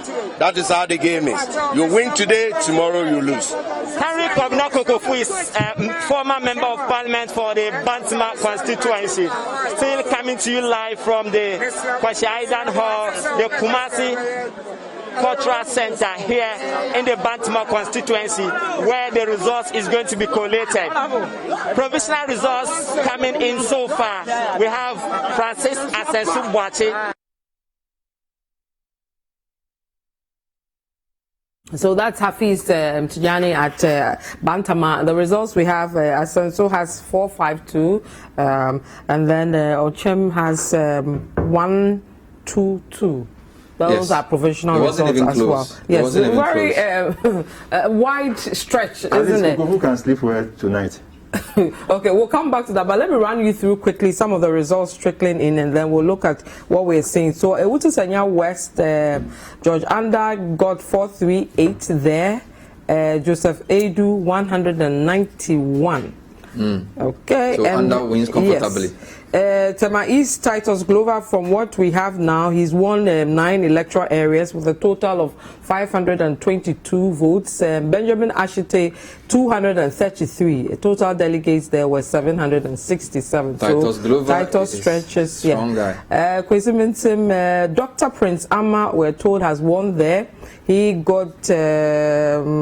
I don't have the figure. I'll get that if you can pull that for me. But Joe Mensah got 142 and Prince Amma 204. Yes. So 204. Prince Amma, Joe Mensah 142. That's what Prince we're Amma having is there. the head of curriculum unit for GES Okay. or Ministry of Education. He was the spokesperson for the curriculum change. Okay. He's a young guy. He's a doctor, PhD. He's the coordinator. Yes, PhD in education policy. Okay. Okay. We'll go to. So we also told that Dakuan Newman has won the Okaikoi South seat. Okay. So your prediction? No, nice. I was wrong. I thought Ahmed. Oh yes, you said Ahmed. I said what's his name? Ahmed. Yes. Ahmed Arthur. Ahmed Arthur would win because I thought Fredia was going to worry Dakuan. Put sand in Dakuan's Gary. What do I know? I think Dakuan Newman in a comfortable lead, clearly going to win. We're also hearing from Asante Achim North that Vice Ose Kufuor has won, but we'll get the confirmation of the numbers for you shortly. Okay.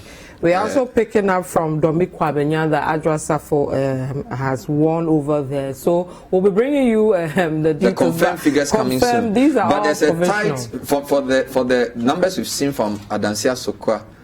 It's looking tight for the first few polling centers. We don't have the full picture yet, but the polling center we have, it's a dead heat. Okay. Each of them had 14.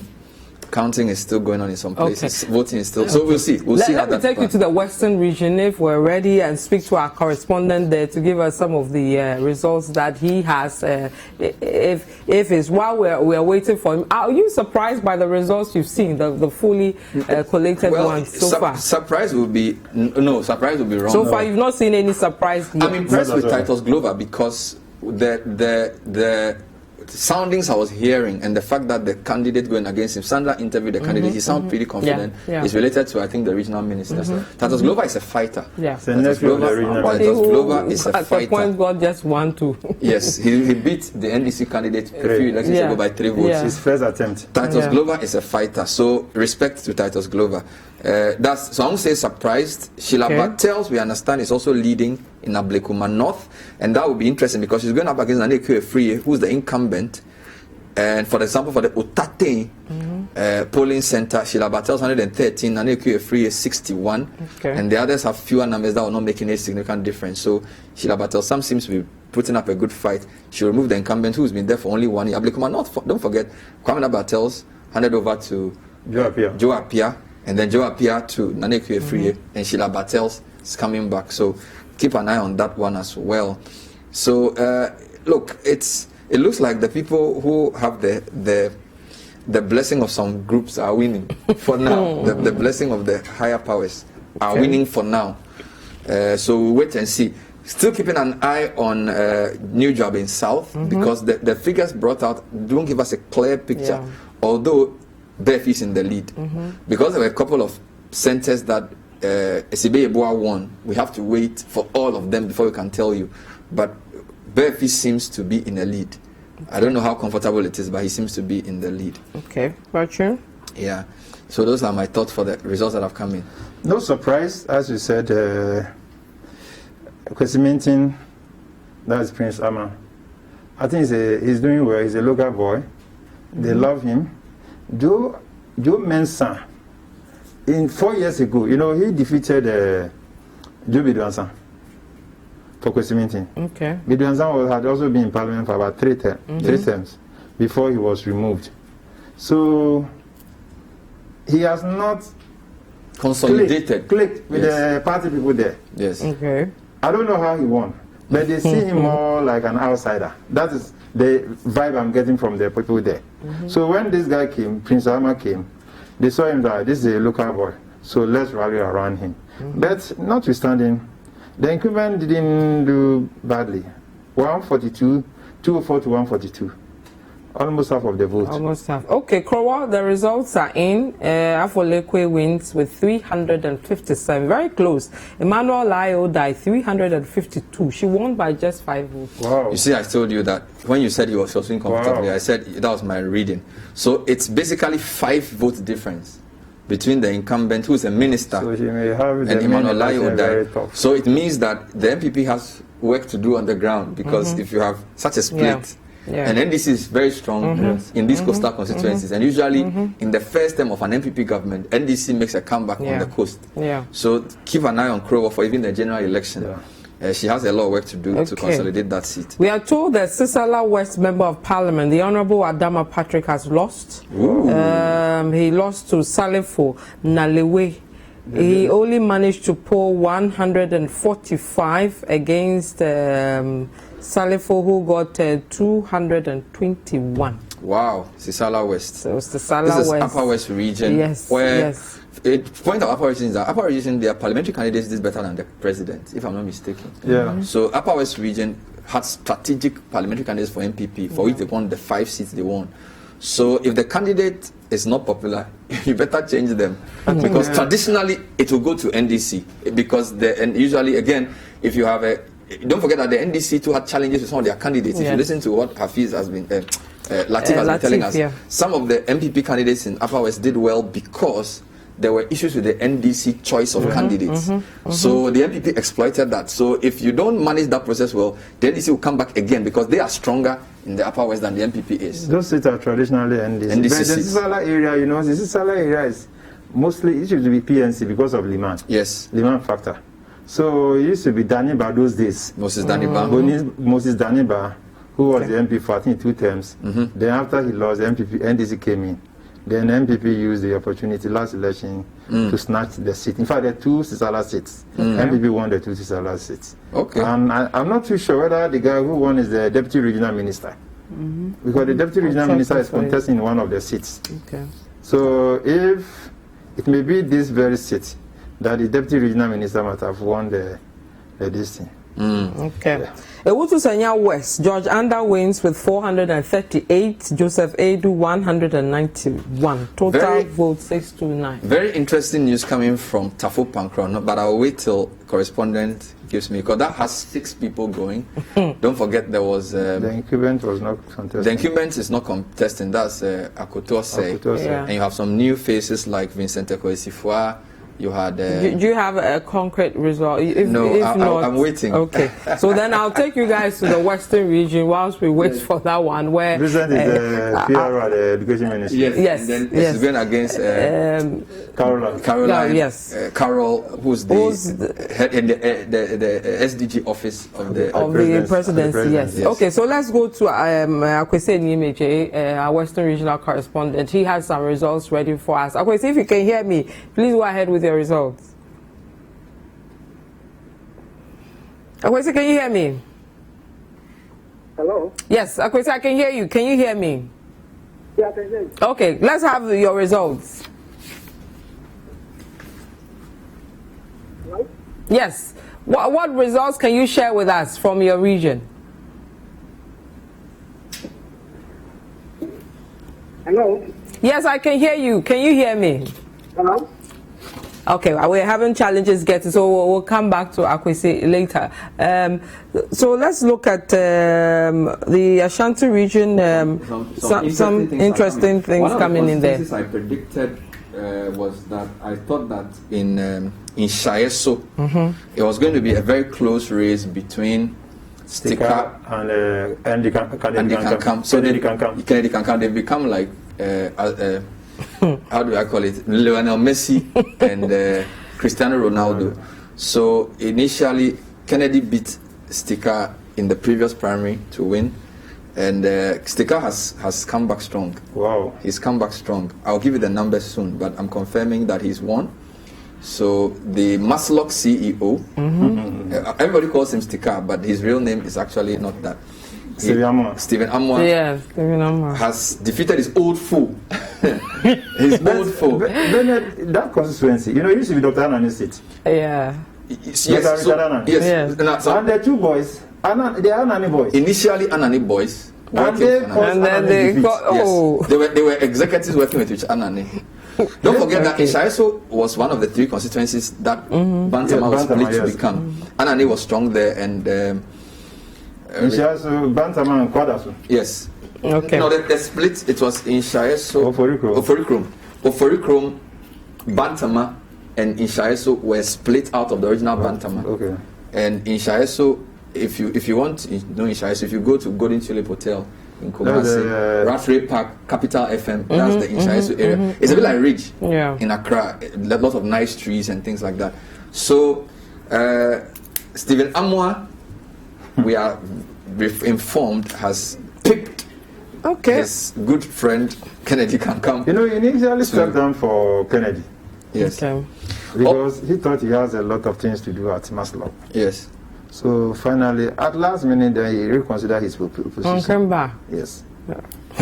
Okay, Okaikoi South. Yes. Let me give you the provisional. 9 voting centers. Ahmed Arthur 327, and then Dakwa Newman 440. Nana Fredo Ajimano Freata 21. Wow. So Dakwa has won. So it's not that wide. So it was a close race between what do you call it, Dakwa and Ahmed. Just added to the numbers. 327. Congratulations to Dakwa for winning, because Ahmed Arthur is a strong grassroots guy. I told you, Nana Fredo, all along he's been voting outside the constituency. So if we have it, you keep making this boy. Yes. Therefore we ask you, say, why? We don't know you here. It's not like he lives there. Yeah. But he has not been voting there. Yeah. For all you know, he has not even transferred his vote. Maybe he's waiting for this election to transfer the vote. So congratulations to Dakwa Newman for beating Ahmed Arthur. Vice Osei Kufuor. You have that now. I just know he's won. I'm getting the full numbers. Obuo wins Asante-Akim South. I'm not surprised. Okay. They were, that was something a lot of people were predicting he was going to win. And Obuo's been nurturing this for a while. He's just not surprised. Okay, Yendi is in. Provisional. Wow. Let me take you to Yendi and speak to Mohammed Alabira. Everybody is looking forward to that result. So, Alaji Mohammed, if you can hear me, if you can give us the results for Yendi, of course, the provisional. Good afternoon, Nadia. Actually, the results are not out yet. They are still collating. And so far, Yendi has 31 polling centers. And so far, about 25 have been collated. Okay. And yes, so that is what is currently happening. And the 25, what are you getting? What are the figures? For the figures, one cannot tell who is actually leading now. Okay, give us some of the results for the electoral areas. Okay. Currently, some supporters have started jubilating. You see some of them, they are raising 3 figures, because the results were declared at the various polling centers. So those outside, they have the actual numbers than we do at the polling centers. No, if you can give us the numbers you have, what you have in terms of the electoral areas, that would be fine. If not, we'll just come back to you later when you get the full results. Yes, I'm glad if you come back to me. Okay, so we'll come back to you. That's a constituency to look forward to. We have the former vice president's son, and then the lady whose father was one of the first MPs in that area. So she is with Maslock, a deputy. We are hearing news from Adenta that the incumbent has retained the slot. Okay. Juaben South. He went up against 4 people. Yes. Yeah, and I know Adenta pretty well. He's done well because Adenta is very restless. Whether you're NDC or NPP, once you come in, for some reason they don't maintain their MPs, and it's both NDC and NPP. So, but a good thing for him and the NDC guys, the NDC has also retained their guy. Okay. So NDC is Ramadan. Yes. So it's going to be round 2 of the same. And this is the first time Adenta will have that, because they always change. Yeah. They always change the people. Guys, let me take you to Bantama. The results are being declared proper. Let's pick footage from there.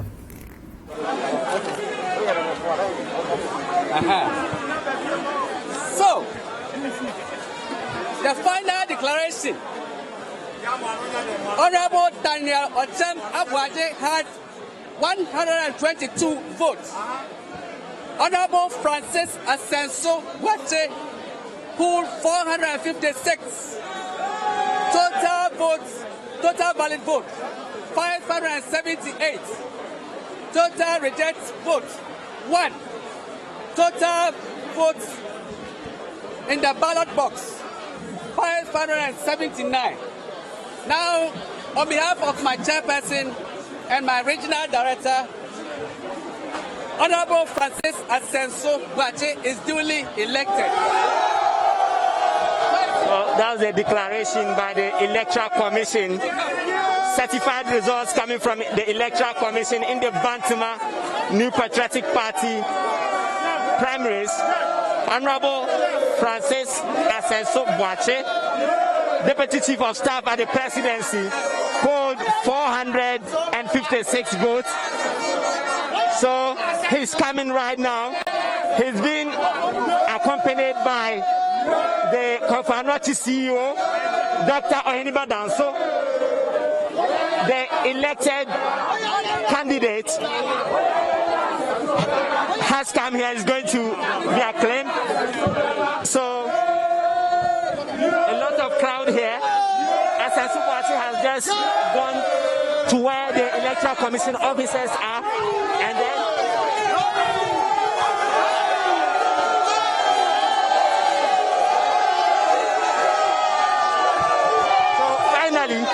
Finally, delegates of the Bantama constituency have spoken. Delegates of the Bantama constituency have spoken. They have chosen Otem Abuaje. They have chosen Asenso-Boakye. Otem Abuaje had 122 votes. You can see Asenso-Boakye in the shot. He's going to address the media right now.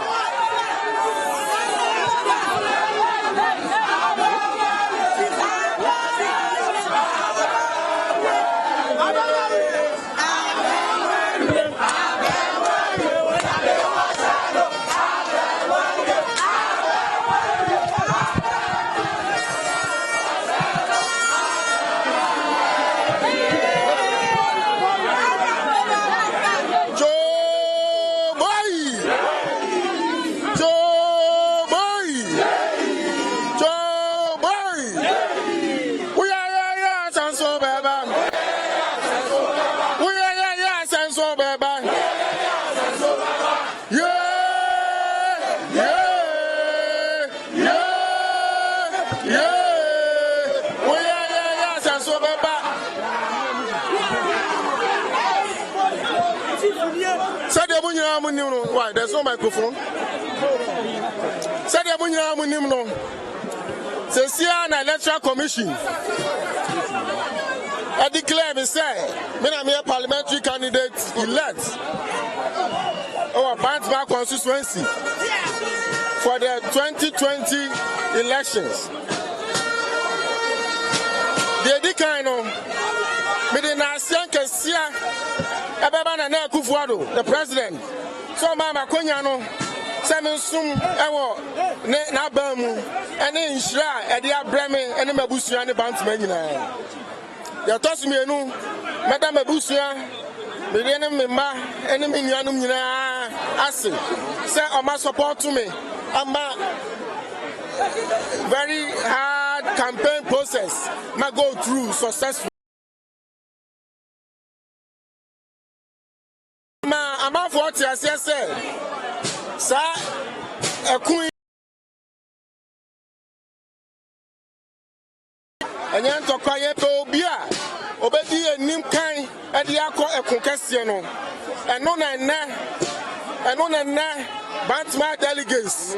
And you may say, I mean, go Jina and my constituency. Me the delegates, you know, say, I dear my mamino, and Yadia Mirabel Fida. Na mesra say Jumadia yadia see ani so no Bantama puntuo entina me bad here we say na Nyame adom na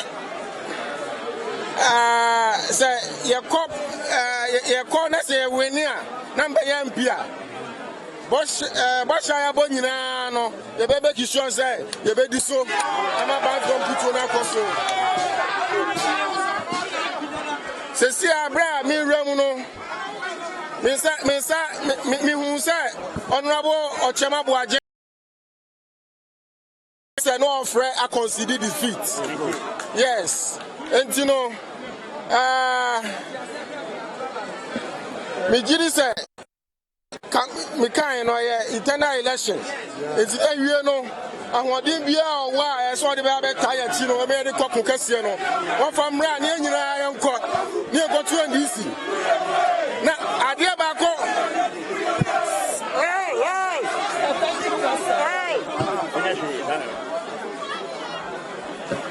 it's best say mummy nyina ba ko okay me nyina say me stress say mummy nyina ba ke ho abom na ma hu say me nyina ba nyini kokofu so a me de na say kese ma no so bobo mi chidom e me kun o ka hu bi ane ma ya win no me de na say yankobon sham e ti bi ma say mo ba wie e say e benifo ya hihye bi say nkopel lunch bi wo abataka siase eti anyina be nanti akọ ni akobo se ni adidi kakra dama se ko so mi no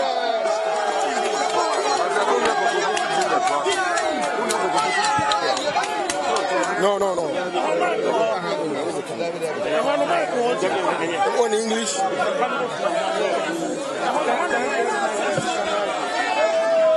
yeah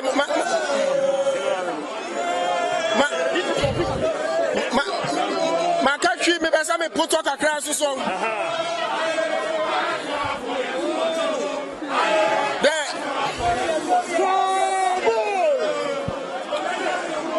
we have just witnessed the declaration by the Electoral Commission confirming me as the parliamentary candidate elect for the Bantama constituency ahead of the 2020 elections. First of all, I would like to thank the President, Nana Akufo-Addo, for giving me the opportunity to serve in his administration, and which has brought blessings to me, my family, and Bantama constituency at large. Secondly, I'd like to thank my family, my wife, my children, my extended family, for the support they've given me throughout this tortuous campaign process. I'd like to thank the party, the constituency chairman, the constituency executives, and the council of elders and patrons, and all polling station executives for voting for me massively. This is a resounding victory for Asenso-Boakye. I also want to pay a special mention. Want to say a special mention to our former MP, Honorable Gogofu, for the support he has given me throughout this election. I really appreciate his support. God bless you. When I was coming in here, I saw a call from the Member of Parliament for Bantama and my contestant in this election. I couldn't get him on phone, but I suspect he was calling not only to concede defeat, but to also congratulate him.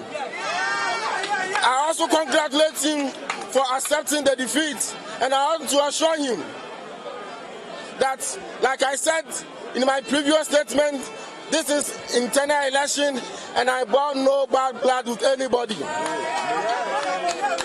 Whatever energy, resources he has, I urge him to come and support us so that we all move together for the bigger battle ahead of us in 2020. Let us remember that come 2020, those pictures. So that's Bantama. Let's move to Nshai. So we have Fatih Ibrahim giving us the results from there. Fatih, if you can hear me, welcome. Thank you. Okay, what are the results there? Okay, the result for Inshiayaso constituency. Stephen Amwa, who contested against the incumbent, Kennedy Kankam. He won by 332. Hello? Yes, please. And the contender... And Kennedy Kankam, who is the incumbent, he lost by 315. He lost with 315. So the winner is Stephen Amwa. We're Yes, told that Stephen Amwa. Kennedy is not taking these results lightly. Is that what the case is? Hello? Can you hear me? Yes, yes. We are told that Kennedy is not really happy with the results. Is that what the situation is on the ground? Yes, that is very true. Because from the Adiababa polling center, before we left the place to the collation center, a fight broke over there because of the results that was announced at that polling center. Okay. We understand that that center is supposed to be his stronghold, but he lost over there. That was what caused the fight at that place. So what is the situation now? I am currently at the collation center at Sansate Runabout. And the people over here are jubilating, the supporters of Stephen Amwa. They are jubilating over his win. Okay, we'll return to you on what the situation is with Kennedy obviously not accepting the results because he feels his stronghold. Finally, the people here are not adhering to the social distancing protocol. Okay, okay. So we'll return on the social distancing protocol. We can see that across. We saw that at Bantama as well, where it is not being adhered to in other places. But let's still stay with Ashanti region, because I want to take you to Asenso-Boakye, where we're told that Katie Amon has won that seat. So if Edward Mafo is on the line, okay, it's not on. So this is what we have. The provisional. We are told there are 28 polling centers. 26 have come in, and out of that, Katie Amon got 236. Samuel Binfo got 170. Now the two constituencies that are left, they only have 12 votes. So Katie Amon has won. So obviously is won. Fantastic news for him. This is the first time he's been contested. So Binfo has put up a good fight. Okay. It's not easy to remove a strong Mugabe. Yes. News coming in from different places. Okay. Let me give you Yendi. Provisional. Okay. Farouk 230. Abibata 201. Dane 138. So it looks like Farouk is so was too close to call. Yeah, a three-way race. 230, 201, 138. Okay, I have Edward on the line. Let me go to Edward, back to the Ashanti region. Edward, if you can hear me, welcome, and tell us what is happening at Asenso-Boakye. Yes, so far, the provisional results, in fact, 2 areas are not out yet. So out of the 28 polling centers, 26 of them are out. Looking at that, some of them had 170 votes, and Katie Amon had 236.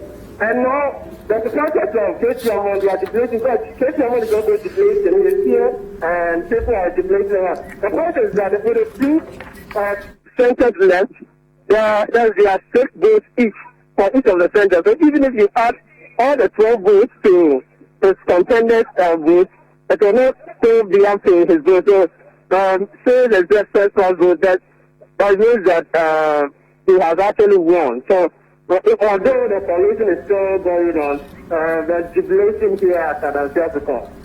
Okay, thank you very much, Edward.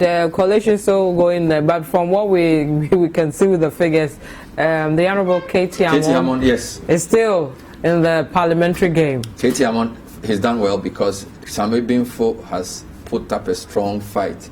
For somebody who is a 5th-time MP to be receiving a contest for the first time, for Binfo to get 170, Katie 236, it tells you that Binfo has put up a strong fight. We said that his initial protestations was possibly because he had never been contested before, and therefore he's very uneasy. But with all the noises we heard about people not supporting him, he's shown that he's a strong. He's an old fox. It's not easy to remove an old fox. Now, yeah. So you're going to say, were you surprised? I wasn't surprised. Maybe, even though he's not been contested before, but he might have done his homework well in order to have saved his opponent. So, congratulations to Kwabenya, Adansi Mugabe. Well, Greater Accra, a few news results coming in. So, Tema Central, he gives Hansen Norte. Congratulations to him. We understand has defeated Kofi Brako. Tema Central was carved out of Tema East.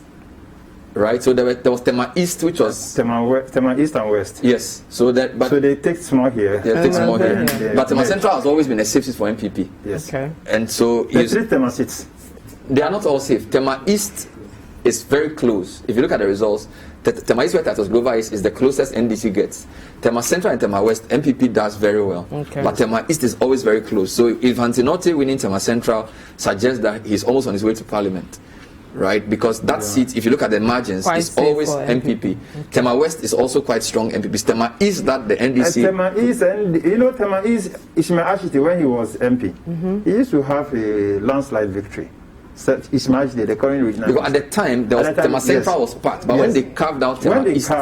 When Titus Glover was coming to Parliament, his first attempt, I think he defeated the guy with just 3 votes. Yes, that was the recounting. Yes, that was the MCE. Yes, what's his name? Kempis Opposua, and they counted about 3 times. Yes, but the last election, he stretched the margin. Even now, the NDC has problem with their candidate.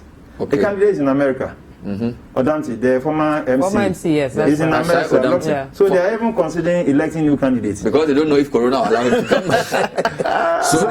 So that's it. So that's for Greater Accra. Okay, Greater Accra. A quick one. We are told Krowor, the figures are being contested, so they are recounting. Yes, because in fact the Krowor constituency, the seat you mentioned, you left out one person. The third candidate had 1 vote. I didn't add him. Yes, so there were 3 candidates. How many votes? 1. So Eric Elizabeth Afolekwe 362, Eric Ayikwe Okai 1, Emmanuel Lai Odai 359. Okay. If you add the Ayikwe Okai's 359 to Lai Odai's 360, 362. So it's serious. So 3 votes. So 362, 359. The number 1. 3 playing again. So that's where they are counting. Yes. The regional secretary comes from that place. Yes. The MPP regional secretary is from Nungwa, which is Krowor. Inus Issa Husseini retains Okaikoi North. Defeats Kenkranchi, but Kenkranchi gets a sizable number of the votes. It wasn't that straightforward. So Kenkranchi has been defeated by Issa Husseini, who is the incumbent. But the margin wasn't that high. I'll get to the figures for you very soon. But Caleb is reporting that Issa Husseini is appreciating delegates and promising to increase the margin for NPP in that constituency. Okay. This is Akwiteman area. This is Okaikoi again was split. Okaikoi Central was carved out of Okaikoi South and North, where Patrick Bama is going unopposed. But Okaikoi South, Darkoa is now the candidate. Okaikoi North is now Issa Husseini. And then Issa Husseini is incumbent. He's incumbent, yes, and he defeated Kenkranchi, who tried to remove him. We are also hearing news from Dade Kotopon that the incumbent is losing. We'll confirm that for you shortly. The incumbent being Obama is losing Dade Kotopon. You said it. Obama. Yes, you said it. The coastal seat is not easy for. But, Bernard, you should know that Dade Kotopon, the MP had problem with the constituent. That is why he was removed. He was removed for Okoboi. For minister. Even though not the same ministry. Yes. Yeah. But he was removed and they brought in Okoboi from the coastal area. So the constituency people, they have problem with him. Okay. Adenta, let me give you the total results. So the winner, Juaben South, he pulled 422. The closest was Emmanuel Kwesi Mante. He pulled 217. Frida Ajiman Sapon 7. Raman Zak 83 and Alfred Kumi 10. So Juaben South retains the seat. His closest competitor being Emmanuel Kwesi Mante, 217. Even if you add Kwesi Mante to Raman and to Frida and the others, Juaben still wins. So clearly Juaben is the person they want. I will review the electoral areas later because I know the area pretty well. I'm happy for him. Yeah, I'm happy because the initial news wasn't too good. Yes. Adenta is tough because even for Ramadan, he went. Nana Oyelita gave him a strong fight. So Adenta is very difficult to retain. By 4 people challenged. Yes. Nalerigu Gambaga, Nalerigu, Minister of Local Government, has retained her seat. 481 votes. The other candidate, Sampa, had 96, and then Yamba had 87. We'll get the confirmed results. We are told that Krowor, the figures have been confirmed again, and still nothing Madam, changed. Afole is still the winner. So no, she's done well. We hope they leave it at that. He has to work hard. She's had problems. She's done very well to maintain the seat because she's had issues. And look, I'm sure she knows what to do in terms of how to get somebody who got 359 votes to come on your side. Of course. And then, of course, we also know that when somebody loses like that, if the party doesn't behave properly, the person can go independent. And we don't know what that's going to happen. So 359, 362 is... They need to set in motion their conflict mechanism this is serious. In order to reconcile the fire. In a bit, I'll take you guys to Kwabenya and give you the... Okay, so Umaru Sanda is ready with the results for Kwabenya. Another interesting one to also look out for. Sanda, if you can hear me, what are the results for Kwabenya? Who won? Well, Vivian, I must say that we are at the final moment of the declaration here by the Electoral Commission. And I will just wait, but suffice to say, all the evidence on the ground suggests that Ajua the MP for Kwabenya, is in a very comfortable seat here to go the west of Okaido.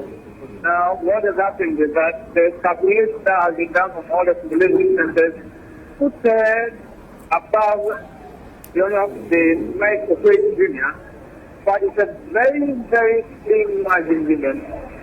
You had a margin between 10 to 5-0. And then this side that I just seen is projecting a victory of some 9 different, a vote of 9 different. But the coalition is still ongoing from all the 9 electoral areas. Some of them that we have planted people, the results that came show the positive one for Sarah Ajua. What is happening at Atomic, where the coalition center has been cited, is that there is a huge crowd, largely supporters of Sarah Ajua, carrying a placard, wielding them in the air, jubilating, dancing, and singing along. They are singing tunes of victory for Sarah Ajua. Mike Operating Junior had come here in the beginning of the coalition. He swiftly led because things were not looking as friendly here as you would expect, but he left the team and he thought that he will be returning anytime soon again to this coalition center.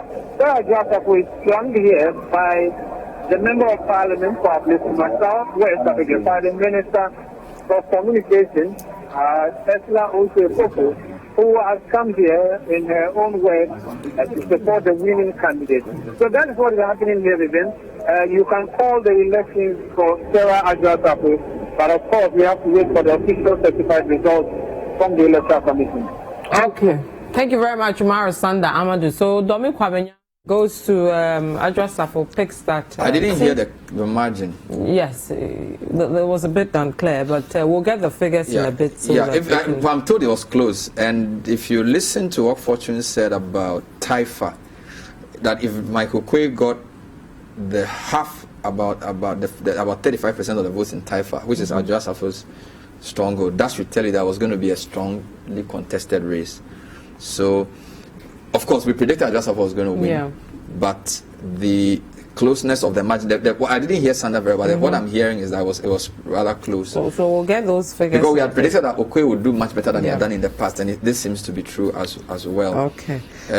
We're also picking up reports that Sheila Bartels has won or is winning Ablekuma North. So that means that Okoye, the incumbent, is lost. And we've already said that that's a constituency from Bartels, the senior, to Joe Apia. Ekoefie is a one-term MP. She was seeking to consolidate. Sheila has come to remove her. We don't have the full figures. Now, Omar Sanda said the margin was 9 votes, so I think this is very interesting. Okay. Yes, so the margin for Dombe Kwabenya, that is very serious. Very, very serious. Very close. Okay. Very, very close. So it wasn't as clear-cut as people were thinking that Joseph was going to win. Very close. Just 9 votes. Wow. And as Michael Kwe has put up a great fight. Joseph must have done a lot of work. Because the odds were, I told you that the moment she lost most of the constituency executives, it was becoming too problematic. And she must have done a lot of work to win back the polling station executive onto her side. Okay. So in a bit, we'll go back to that. But let me give you...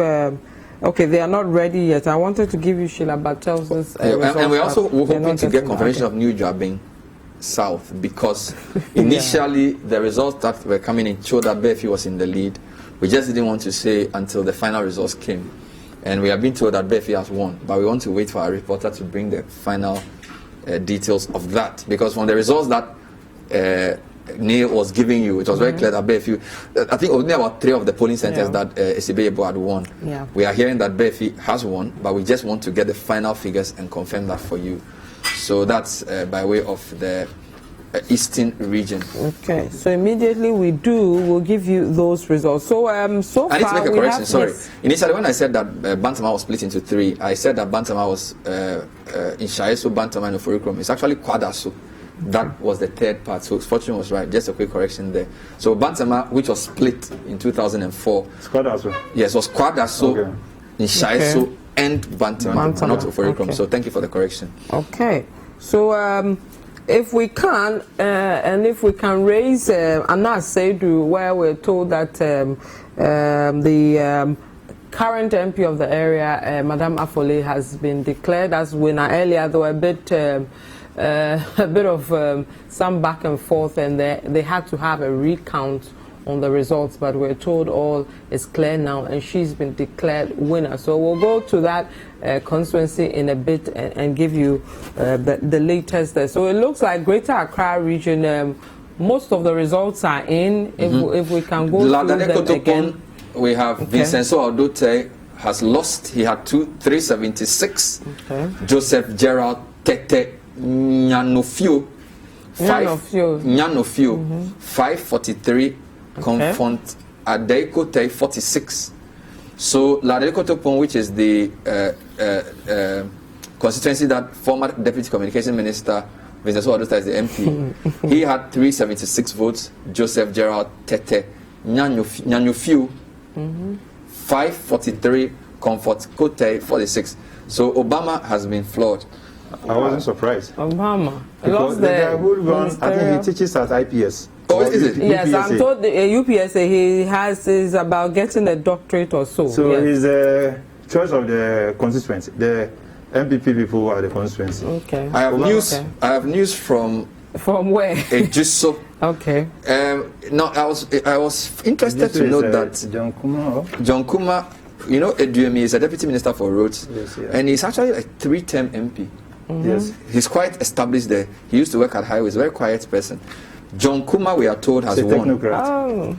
So we are going to give you the numbers shortly. But John Kuma, I think this is the second attempt. Yes, John Kuma went against Eduemi in the previous election and lost. But he's been working his way. The other thing you should notice that a lot of the people who are winning, look at Stika, CEO of Maslock, John Kuma, CEO of NEIP. So these are the newly appointed Akufo-Addo people. And they all have... they are one way or the other also grooming entrepreneurs, young entrepreneurs. So they are doing a lot for people in job creation. They are younger. Yeah, on the grounds there. Younger people. I thought maybe they will take their time and then get to fruition of what they've started. But hey, who am I? They are in a hurry to go to parliament. What do you mean? You think they should focus on the work they are doing before? Yes, I think so. If you are doing well in your area, help the government to create more jobs. So that after creating jobs, then you can move up. We are Menchia North. We are told there's going to be an upset. Okay, let me give you a quick quickly whilst you are looking for Mensha. Mercy Edu Jevifi, she lost. She got 223. NS Yakumi won with 227. Very close. Yes, Akwetia. So the incumbent has lost. Yes. 223 and yes, 227. And Yakumi won with 227. The incumbent has lost. Yes. With 5 votes. I could have protected her as well. At least for whatever it is. Haven't defeated Baba Jamal in the first her first attempt. So I thought she would have been, this is a woman who is not too, when it comes to articulation. Yes. So I thought the party could have protected her. Equatia has always been interesting because I remember Baba Jamal versus Kisi was a major race in 2004. At the time, Kusi's education was agric. And Baba Jamal made a lot of noise about that and still lost. And then he managed to win the next election. Okay. So it's one to keep an eye on. Baba Jamal also went with Dr. Asari, who is now deceased.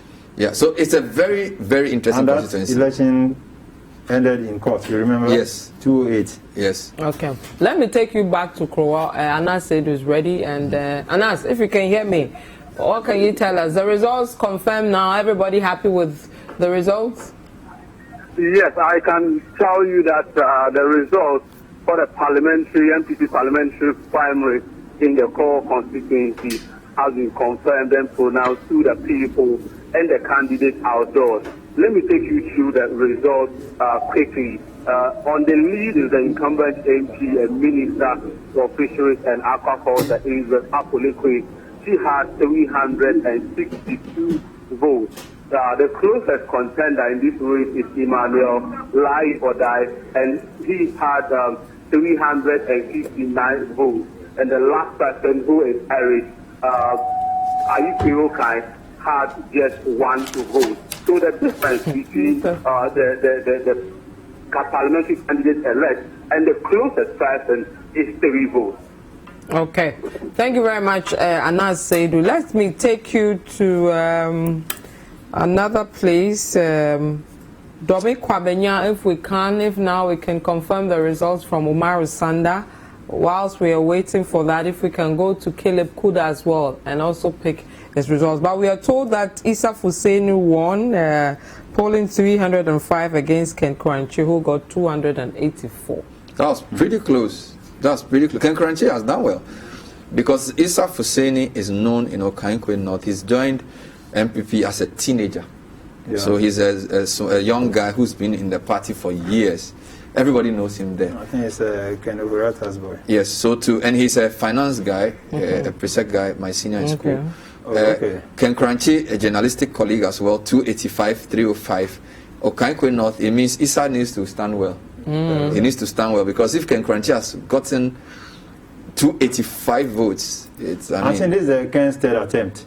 Yes. The first attempt with Sharon Yes. So for Greater Accra, it's interesting. They are maintaining. So I'm seeing a trend now. Greater Accra, the incumbents who are maintaining by a very close margin. Adenta is the only place where Babia Sama won comfortably. Krowor less than 3 votes. Kwabenya less than 10 votes. Okaikoi North less than 30 votes. Okay, and then in terms of new faces, Okaikoi South, there's a new face. Ablekuma North, there's a new face. Tema Central, there's a new face. And then Titus has maintained. So Greater Accra is a bit restless for me. If you are looking at the NPP figures, those who are winning, apart from Babia Samoa, everybody else is winning by a very close margin. And then they are also replacing incumbents. So that's something we should pay attention to and discuss later on for Greater Accra. Let's go to Caleb Kuda. He's stationed at where Issa Fuseni and Ken Kranchi are, and let's pick his report from there. Caleb Kuda, if you can hear me, please go ahead. Whilst we are raising Caleb Kuda, let me give you the provincial results for Ablekuma North. Sheila Bartels wins with 518, Nana Ikuya Efriye 315, and John Agbote 20, Kwejo Bewa 88. So Sheila Bartels, ambassador to US, that's the son. Oh, I see. Interesting. Yes.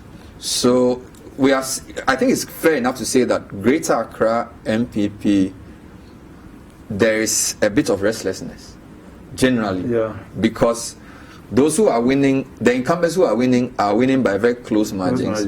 And there are new faces winning well. Okay, look at Ablekuma North, 518 for a new person, 315 for the incumbent. He's just a one-term incumbent. Okay, then you also have Okaikoi South, Dakwa 440, Amedata 327. That's a big shift. So, and then if you add the other new people who won, Ladadekotopon, the gentleman got 500, the woman got 300. Okay, then you take Tema Central. Eves also over 10. Then you have all those who won are winning by very small margins. So, and we also need to profile the people who are the newly coming people. What is the profile of the new people who are coming? How come the old guys are losing? We can do that work, but Greater Accra, initial thoughts are the region is restless. Maybe because they know that NDC is formidable in the region, and therefore if somebody is not popular or they are not sure the person can maintain the seat, they want to change the person quickly. But, if you look at, maybe, I don't know. If you look at it, for instance, Ablekuma North and Okaikoi South, these are traditionally NPP seats. Yes. These seats have been from Nana Kumia to Ahmed Atta. Ahmed Atta, I think this is his third attempt. Okaikoi, Ablekuma North, Kwabenya Battles to Joe Apia, to Nana Kuya, to Battles Jr. Okay, let me take you to Caleb Kuda. Caleb, if you can hear me, please go ahead with your report. Right, Vivian. So the votes have ended, and the Honorable Issa Puseni, who is the incumbent member of Parliament for Okaikoi North, has been declared winner over 10 counties. He actually won by a difference of 21 votes. The total valid votes cast for him altogether 305. Ken Crunchy managed to poll a total of 204. There were 3 rejected votes, and the total rejected voters were 600. A breakdown will show that Abofu gave 42 votes to Issa Puseni. Ken Crunchy had 47 then. Anomi gave Issa Puseni 57, and they gave 33 votes to Ken Crunchy. Atimoja voted 27 for Issa Puseni and gave Ken Crunchy 34. Akweteman voted 58 votes for Issa Puseni, 29 for Ken Crunchy. Boyman, 57 for Issa Puseni, 29 for Ken Crunchy. The party's constituency office had 14 votes going to Issa Puseni and 11 votes for Ken Crunchy. Another woman people gave the incumbent 50 votes and they gave Ken Crunchy 73. So if you do the math, 21 votes difference for Honorable Issa Puseni, who has been declared winner in today's contest. All right. Thank you very much, Caleb Kuda, with that report there. Okay, guys, the provisional results are in for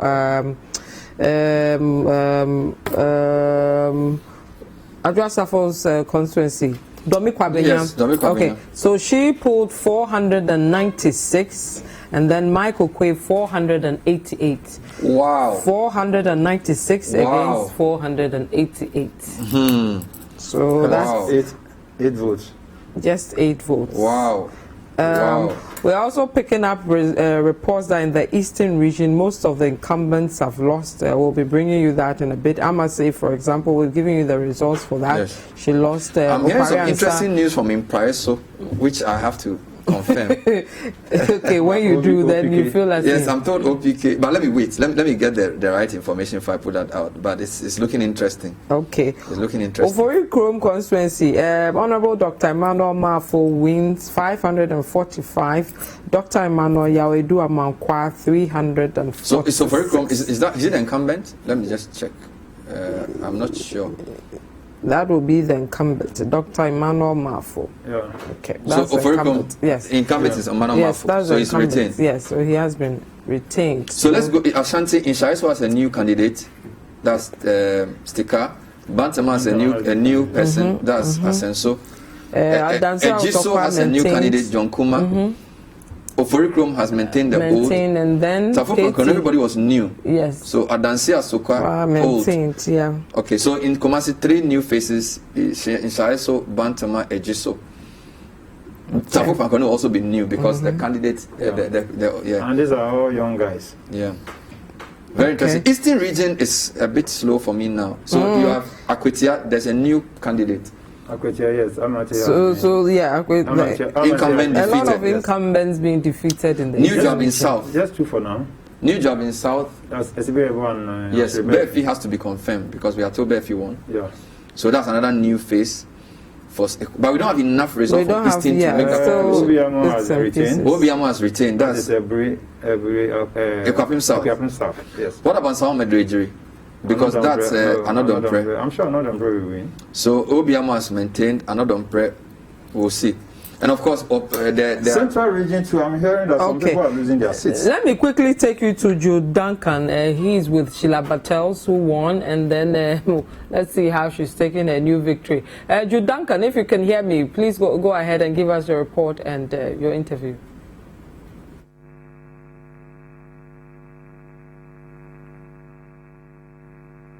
Jude to come up. Okay, Jude, can you hear me? Oh wow. Okay, Jude is not ready yet. So give us your news whilst we are preparing Jude for. You know, Robert Onkale going against Baswa. Baswa has won. Okay, that was to be expected. I would, yeah. So the Honourable Deputy Trade Minister has lost over there. The promise of 1D1F will do the magic. Yeah, well, so he didn't have it there. So just promising he only have one. No, I can tell you more about that later on. But Baswa is strong. Baswa is strong on the ground. Baswa is strong. He's strong. So Kanise put up a good fight, but he couldn't append. Do you have the figures? No, I'm getting the figures. So far, I'm just getting the. So Anot Dompre is going to win. He's in the lead in Sawam Adoejiri. Another Dompre used to be a former SRC president. I also have an interest in all these former student leaders who are in politics. Okay, maybe Domson is also winning. Let me go to Jude. We will check. Okay, guys, let me go to Jude. Then I come back to you. So Jude, if you're ready, please take it up. Hello, Vivian. So here at the Abulekuma North constituency, it appears Madam Sheila Battels has been what you can describe as a comfortable lead. She, as of now, or from provisional results, is leading with some 518 votes as against the incumbent MP for the constituency, Madam Ekwe, who, as it stands, has around 315 votes. So, Vivian, I'm here with Madam Sheila Battels, and we are going to have a conversation on some of the things that transpired. Initially, there were issues about the voter album and other matters that arose prior to the announcement of the provisional results. So, Madam Sheila, it appears, as it stands now, that you are in the lead with the 518 votes. Did you see this coming? Yes, I did. And I absolutely did. Initially, you raised issues with me. I remember interviewing in the morning around 8 a.m. when you raised concerns with some additional things being added to the voter album. Were there challenges that you resolve and make happy at the time? I would say to a large extent, yes, because the initial problem we faced with the album, it was almost 100 people delayed. But I would give a lot of credit to the regional executives, especially Chairman Divine, Secretary Papa, and the research officer Emmanuel Flossie. He went to great extent to help us to resolve as many of these issues as possible. Even after last night, they were working deep into the night to try to get us an album. And so we were able to start an album only this morning around 7 a.m. And I mean, there were instances of what the people or supporters giving out money, and I saw some for myself. Do you think any form of vote buying or scared in this election? Well, you see, when people feel that they have been searching for a very long time, you can't use peanuts to convince them at the last minute. They know the raw deal they've been getting all this while, and I believe they understood that they needed to make that change for their own sake. So they were not going to exchange the whole 4 years for just a meager whatever amount they were selling on the street. Thank you so much, Madam. You're welcome. Hello, so Vivian. Hello. Yes, Jude. Okay. Thank you very much for your report. Yes, I can hear you. Thank you very much, Jude, for your report. Madam Sheila Matel. So, what's Sheila Matel son? At the polling center, at the process of Madam Sheila Matel, all over the place. Okay. And I must add that no adherence whatsoever to COVID-19 protocols. The police have been trying in vain to ensure that social distancing and all the other COVID-19 protocols have been put in place. But nothing of that stuff is happening here. It's just pure jubilation and supporters are just all over the place. I must also add that Senator Dam was once a former minister and a former president who was also here to support the daughter at the Asenso-Boakye Center. All right. Thank you very much, Jude Duncan. So, the Honorable Kwabenya Batel's daughter, Sheila Batel's, has won. We're told that constituency ready to go for the big fight. Sheila Batel, but it's a safe seat. Don't forget, Ras Mubarak tried Ablekuma North and had to run away. So Sheila Batel's son has 1 foot in Parliament. I've interviewed her a few times.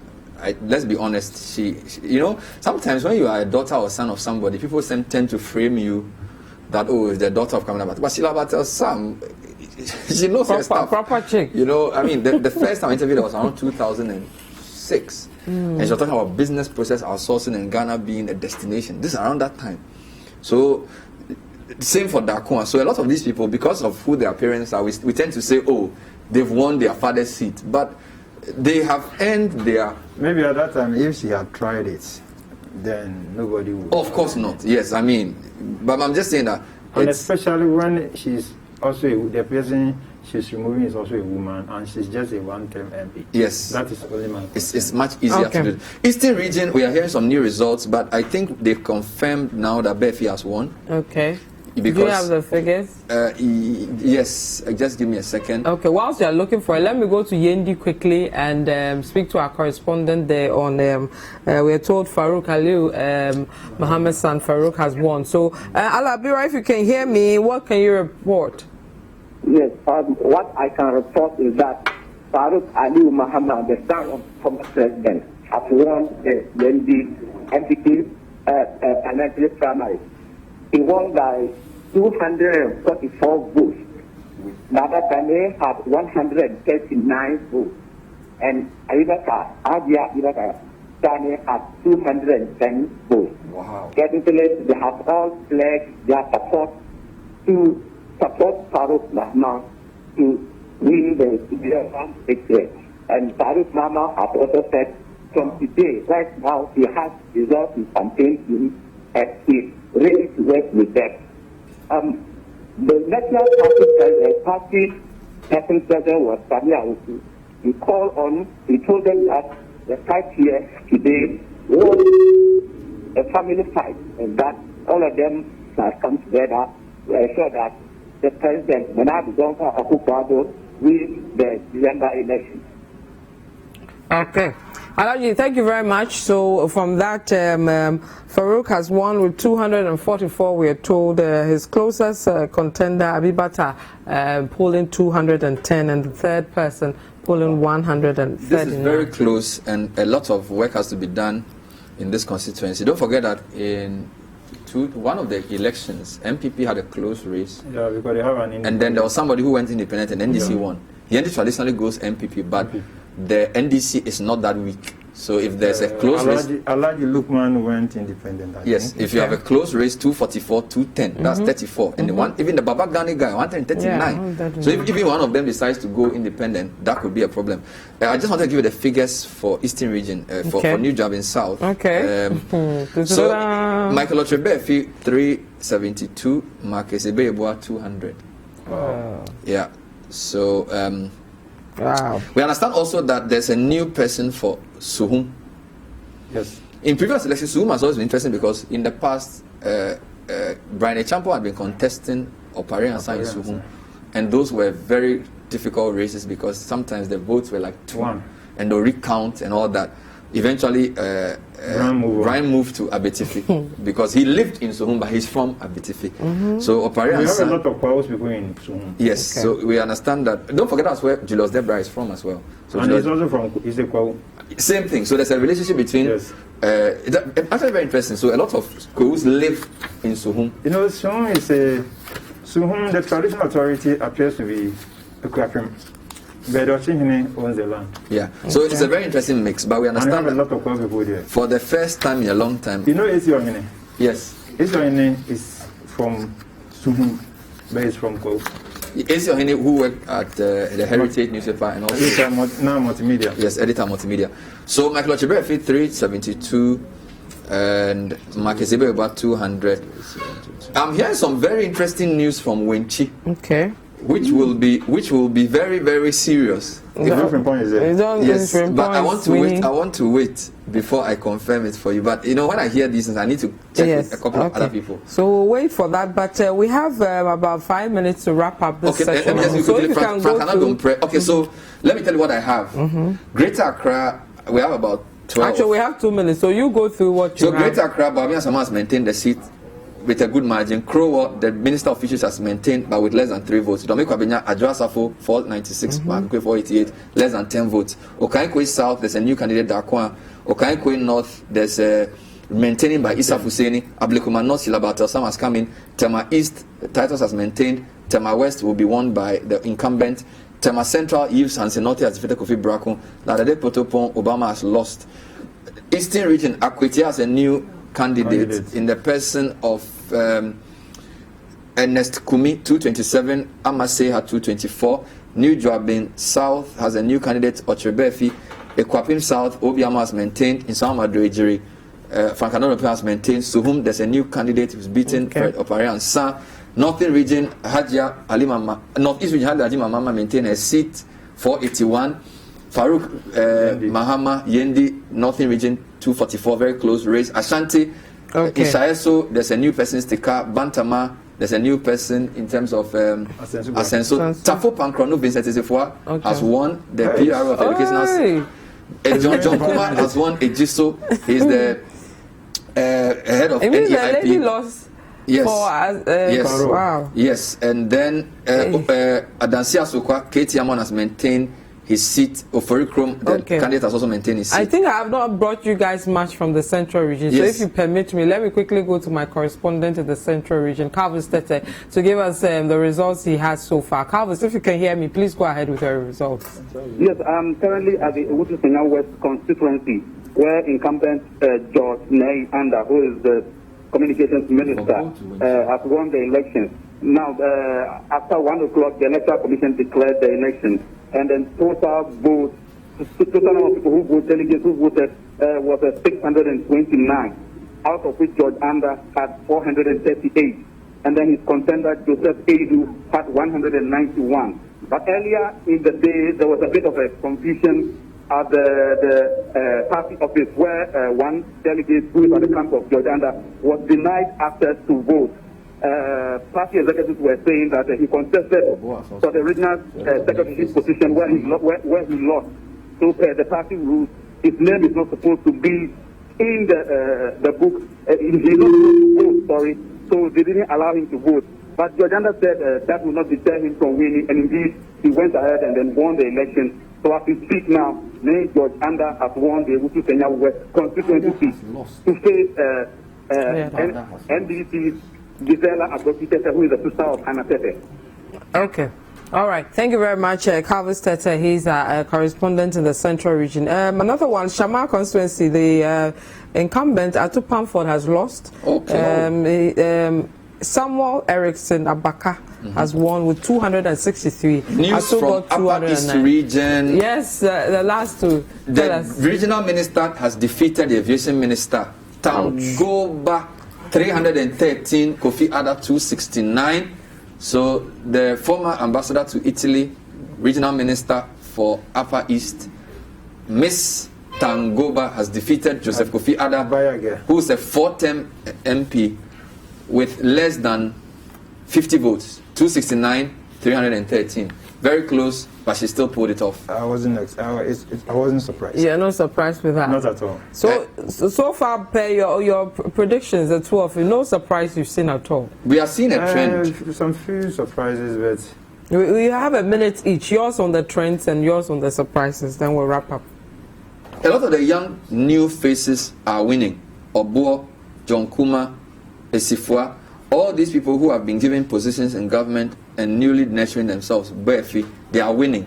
It tells you the president is consolidating his base in terms of within the party. Do you get my point? Yes. Because these are people, his people. Yeah. So that will tell you that my first impression is that the Akufo-Addo is consolidating his grip on the NPP. This is my initial view. Okay. But most of these guys are always supported. Yes. Okay. Yes. And then your surprises. I have 30 seconds. Few instances.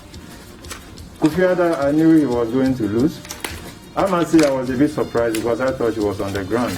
And the party should have also protected her, considering the kind of fight she gave to Baba Jama. All right, we'll still continue the conversation, bringing you a special coverage of the NPP's primaries. My name is Vivian Kai Lokko. I was here with Bernard Avile as well as Fortune Alimi.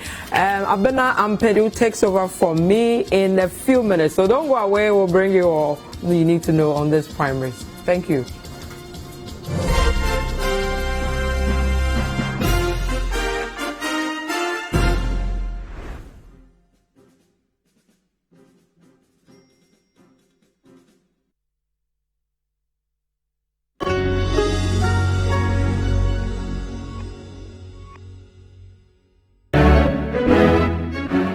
There are those